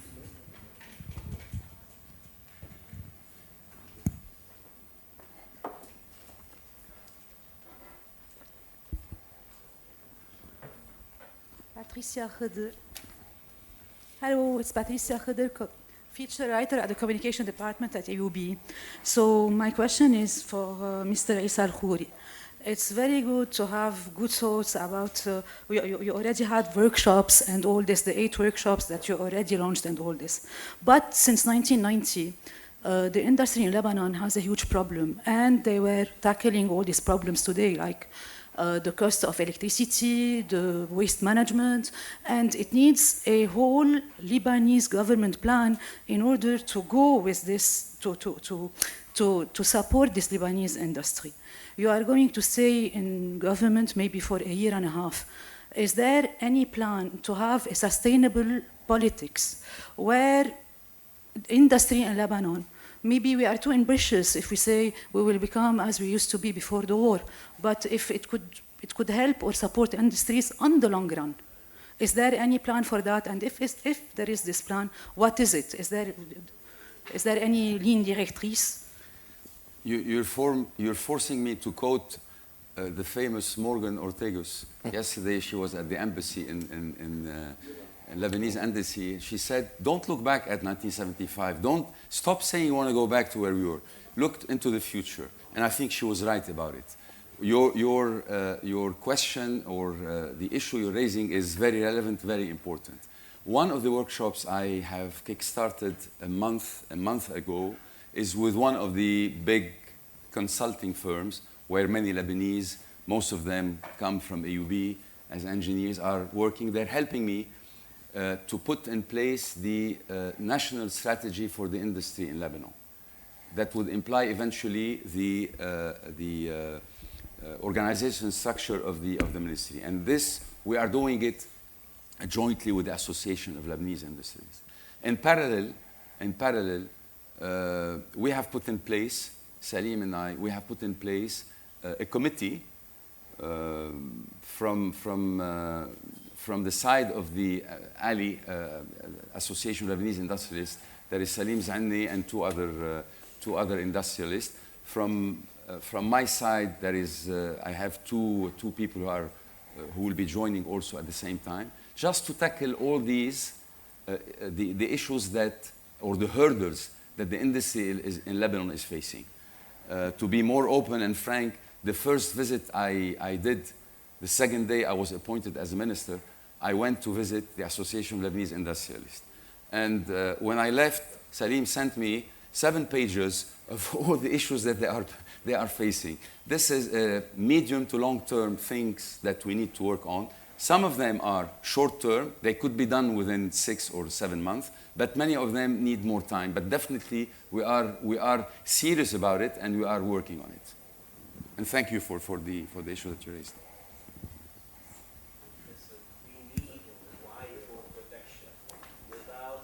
Protecting our brands, our trademarks, and our research. The universities are doing research. They need to protect their researchers so that their research can be quantified and can go to industry, and so that Salim and I can all build up on the research. Without protecting researchers at universities and quantifying the research and building it into our value-added structures, we will not be able to work. And branding and trademarking, we're losing our brands to Chinese, to Ethiopians, to our neighborhoods. We need to protect our brands and trademarks. Thank you. I took note of this, and you're absolutely right about it. We have time for one more question. We're done. One more. Yes. Last question. Thank you. Hello, I'm Dima Ismail. I'm a student, master's student from the mathematics department. Also, I'm a research assistant. So my question is that Mr. Zeenni mentioned that some universities initiated a marketing for their ideas. So yeah, we have ideas, we have a research, we're working on research, but we don't know what are your problems. So also you should market your problems in order for us to be able to work on it. So if this is possible. Good point. Good point. That's a good point.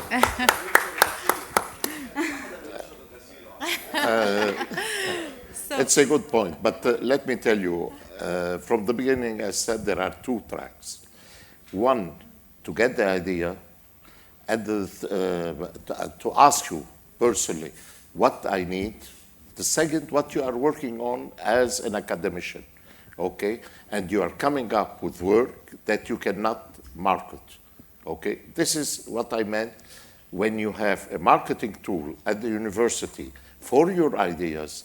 Because, for example, one of these is, I gave you the example of Arizona State University. As I was searching how we can make algae-based fuel. On that time, it was in the early 2000s. I found out that ASU is the one leading it. We took contact with them, and from that time, they didn't stop contacting me and calling me with their new ideas, what's coming up. So you see, you have to be also proactive. You have to be aggressive in promoting your work, not only what I need. What I need, I will come to you. Don't worry. Okay? Thank you. Thank you. Thank you. We thank our distinguished panelists for your insight, leadership, and commitment. Thank you very much. Merci. Thank you. Okay, thank you all. But before, it should be like the last minute of closing remarks. But before, we promised our friend Ziad, Mr. Ziad Shammas, to show the video. So let us show the video and then say goodbye to you. Okay? Thank you. The LIRA Innovation Program is a long-standing national initiative championing early-stage innovation emerging from academia. With LIRA 17, funded by the European Union, a bold new chapter began offering full support. From idea validation to prototyping, funding IP protection and business acceleration. This edition marked a turning point, bridging academic research with real-world impact. And proving one powerful truth with the right ecosystem, Lebanese talent can truly shine. For over 27 years, A.M. has supported youth-led innovations across all universities.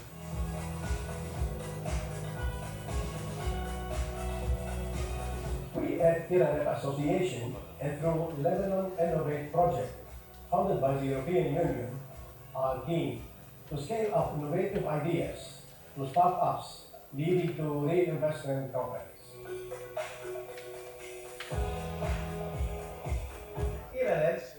We insist on transparency in arbitration through an independent jury committee with a clear and preset criteria.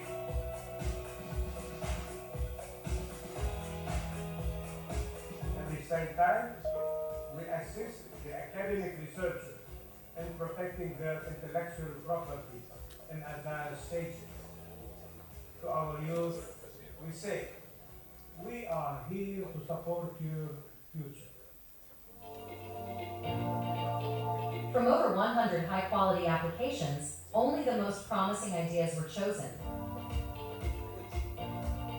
Top teams embarked on a rigorous journey with tailored mentoring, hands-on capacity building, prototype development, and intensive business support. They started with ideas and are emerging as founders through financing, expert guidance, and strategic coaching. They shape their innovations into scalable ventures, ready for the market, from lab prototypes to investor-ready startups. This is their journey. These are their stories. We're providing an AI agent for dentists so they can interact with unstructured data. They can read and write data instantly with just their voice. We're using predictive AI models. With the help and the support of LIRA, we took our startup from one level to another. We are Sense EMP, and throughout the journey of LIRA 17, we have developed the technology to detect heart failure early and save lives. The device is mobile and can be used by patients at home to get ahead of their disease. We are Neurotech Solutions. Throughout our LIRA 17 journey, we built the world's softest brain implant that looks like a brain tattoo.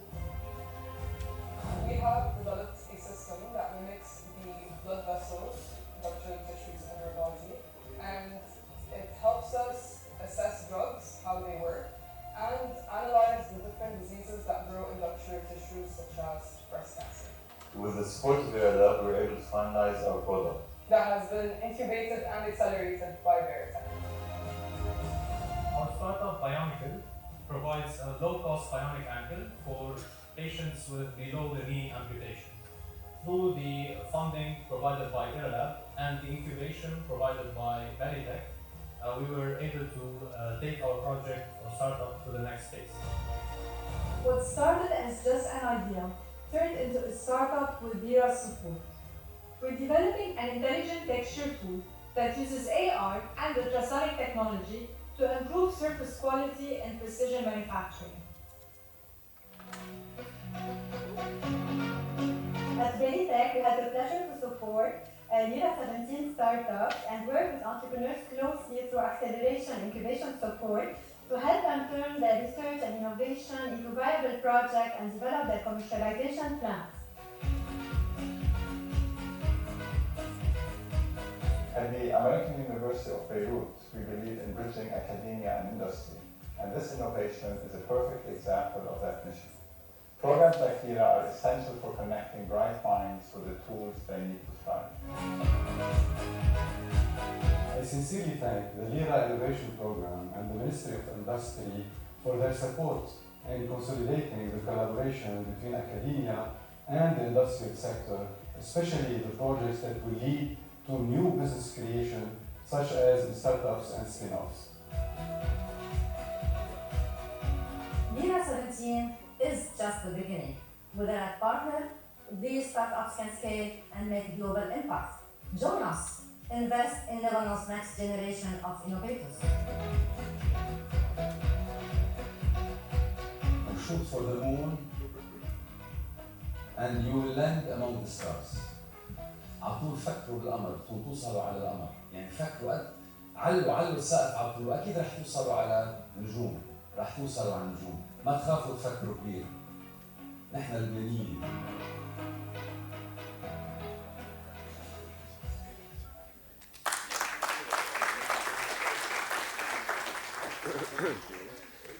Okay, Thank you very much for the great day. Thank you so much for the speakers, the panel speakers, the minister, and everyone. It was really a very, very fruitful day.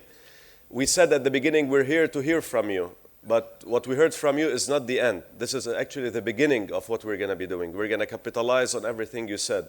We're going to issue a recommendation document that lists all what you have mentioned over the panels. We're going to sit as task force, internal task force at AUB first, to be able to brainstorm, come up with analysis of everything we talked about, and then we're going to take the next step into talking to you again and showing you what we have and building on that. Thank you very much, and welcome to AUB. Thank you.